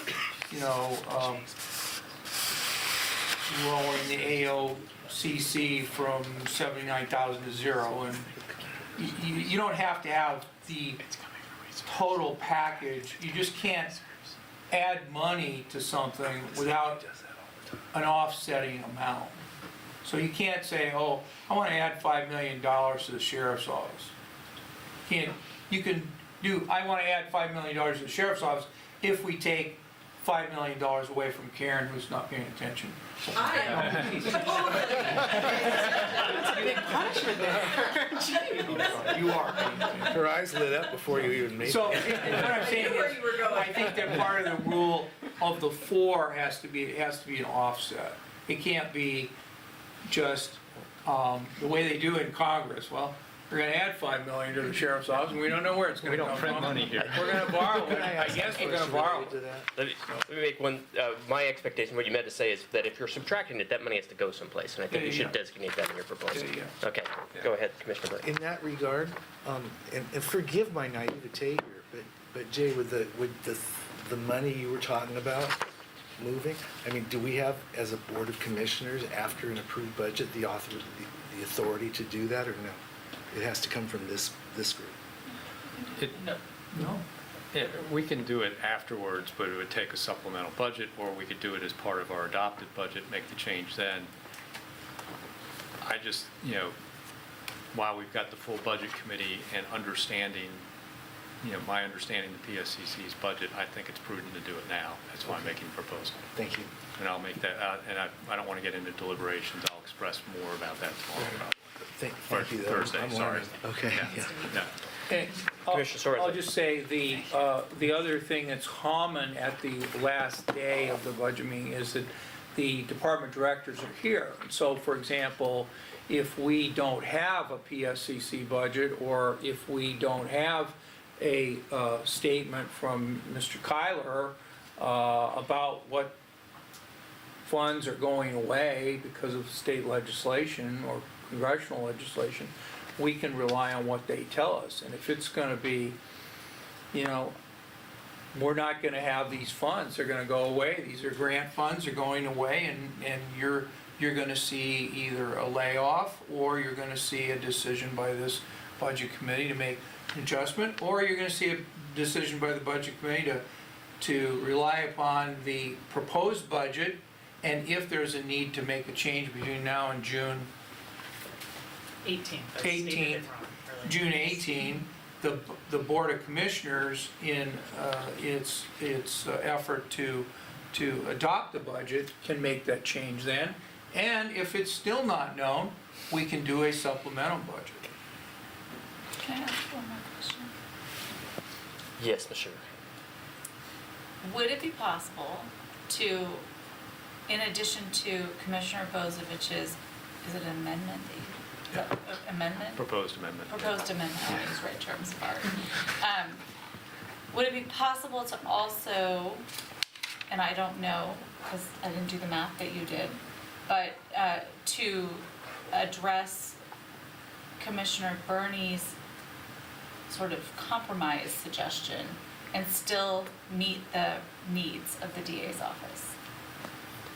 You're getting too close to deliberation here. If we're gonna talk about Yeah. one against the other, let's hold Okay. off until we. Well, I was just wondering Get if to we next could get some breakdown of that so that we would know whether it could happen, so that will make our deliberations more fruitful. So I think you should get the information to do that. If you have specific information about the possibilities, you can use your comment card or something like that to gather information in advance of the meeting. And I will Okay. send out all of the amendments that are sent to me, so that you see those. Yeah, I so was just- some of them can end we up put them being made, together? yes. I Okay. mean, whatever the committee Can decides. you print them out for us? Yes, I can print them. Yeah. Yeah, since you'll be here. Okay. Yes. Thank you. You bet. So I take it we have consensus on this, so this was what we're gonna flow with. Yes. Sounds good. Any other So committee where's business? the water masters? I don't think he had a master either. Yeah, that's been Retired. forever. He retired. Yeah, he retired. It's the first time in forever we haven't had to vote down the water. Yeah. Commissioner Sorensen. There's a new water master in town. With regard to the Thursday meeting, I asked Ms. Moody, and I think she's ready to do this, but just to be clear, if we have the proposals that come in, what you call known issues for discussion, if we were to have all those printed out so that the committee members could see them, we might also number them, so we could talk about proposal one, proposal whatever. And I think that might also, because some of them are gonna be obviously overlapping, some will overlap, so that'll be great. And just mechanics for you is we will actually have a spreadsheet up on the screen for you and track each of them. So yes, they'll be numbered, we'll track the votes on them as they move forward through these different stages. The other thing I'll mention for committee business is that we do know that we still have some outstanding questions from committee members, and we'll gather whatever you might have had today. We're feverishly trying to get those answers back to you by Thursday, so watch your email, because I hope to send some out tomorrow, and then potentially some on Thursday too, to try and get that to you before deliberations. Okay. Anything else for committee business? I think we might also have some handouts, agendas, and Okay. the answers to questions that we do have. And while those are being handed out, so the next meeting is on May 16th, which is Thursday. We do have a 60-minute public comment session. So, and I would expect that we're gonna have some people there for that. And then the rest of it is deliberation and pass it to Mayor. Good Commissioner question, Sorensen. on the public part of the meeting for Thursday, is that a public comment that's optional, or is that a public hearing that's required by the budget law? We held the public hearing that's required on Okay. the first evening. Okay, so But the this budget is a committee has public, historically had an Right, optional right, public okay. comment, yes. and just for my own knowledge, could we hold a public hearing as well as a public, or are we required only to have one, and we're having, Just one. and we That's had one? required by budget law, Yeah. right, yeah. So Okay. it was published that way. Okay. Mr. Morris? Quick question, let's say there's not a lot of people for the public comment, do we have to pause and wait for 6:30 to be over? No, you don't, you just cannot, yeah, typically, with the public hearing, you couldn't move on until the start time, this is even optional. Great, okay. We could sing. Speak quickly and It's been I'm done. just saying, I'm really good on the guitar. It sounds like there's food. Yes, there will be dinner, yes. So for 4:15, 30, yeah. Another 4:30. kind of logistical question. The board is planning a 4 o'clock meeting prior to this 5:30 meeting. And I'm wondering, and this is more of a question for Mr. Mokryski and the commissioners, but if we're gonna have this board meeting at 4 o'clock, and then there's gonna be food out there at 4:30, can we get the food ahead of our meeting so we can have the commissioners ready to go at 5:30? I can work on it this late. You know, I have it set up to be delivered at 4:15, but I can see if they can deliver it at 3:30. Is that, I would say just 3:45 or 5 to 4. I mean, we're gonna start our executive session at 4. okay. We could break briefly so the commissioners could get their food and then come back, so like 4 o'clock, 3:40, 3:50, 3:45. Okay, yeah. I'll check on that. Because I'm afraid that, what I'm afraid of is that our executive session's gonna take more than 1 hour, and then, We're gonna eat all the food. yeah. I'm worried about making sure that we do our executive session prior to the 5:30 meeting. We can eat during the executive session, it's not. That's what I mean, if we were to get the food ahead of time, we could then, For 10 years with the Eugene City Council, I ate in front of the cameras. Pretty awkward. We will need to notify staff and others that this room will not be available to eat their dinner, because otherwise you'll have a lot of people walking in on you. well, are we gonna have the executive session in the small? We could do that. We could do that in the In BCC 325. small. We've What- got a lot, the problem is we've got a lot of staff. We got too many Probably people. just- Yeah, this is a big- Stay I think here. other We'll need to places. notify So, organizations. where's the budget meeting gonna be held? In Harris Hall. In Harris Hall, okay. Yes, we're back in Harris Hall. Where are they gonna eat? Well, They could eat in we'll point them 325. Out there. Yeah, and there's some other conference small rooms. conference Yeah. room. Very good. Steve's Thank you. office. My office. Yep. My balcony. It's probably raining now. Okay, anything else? Okay, budget committee meeting's adjourned. See you on Thursday, 5:30.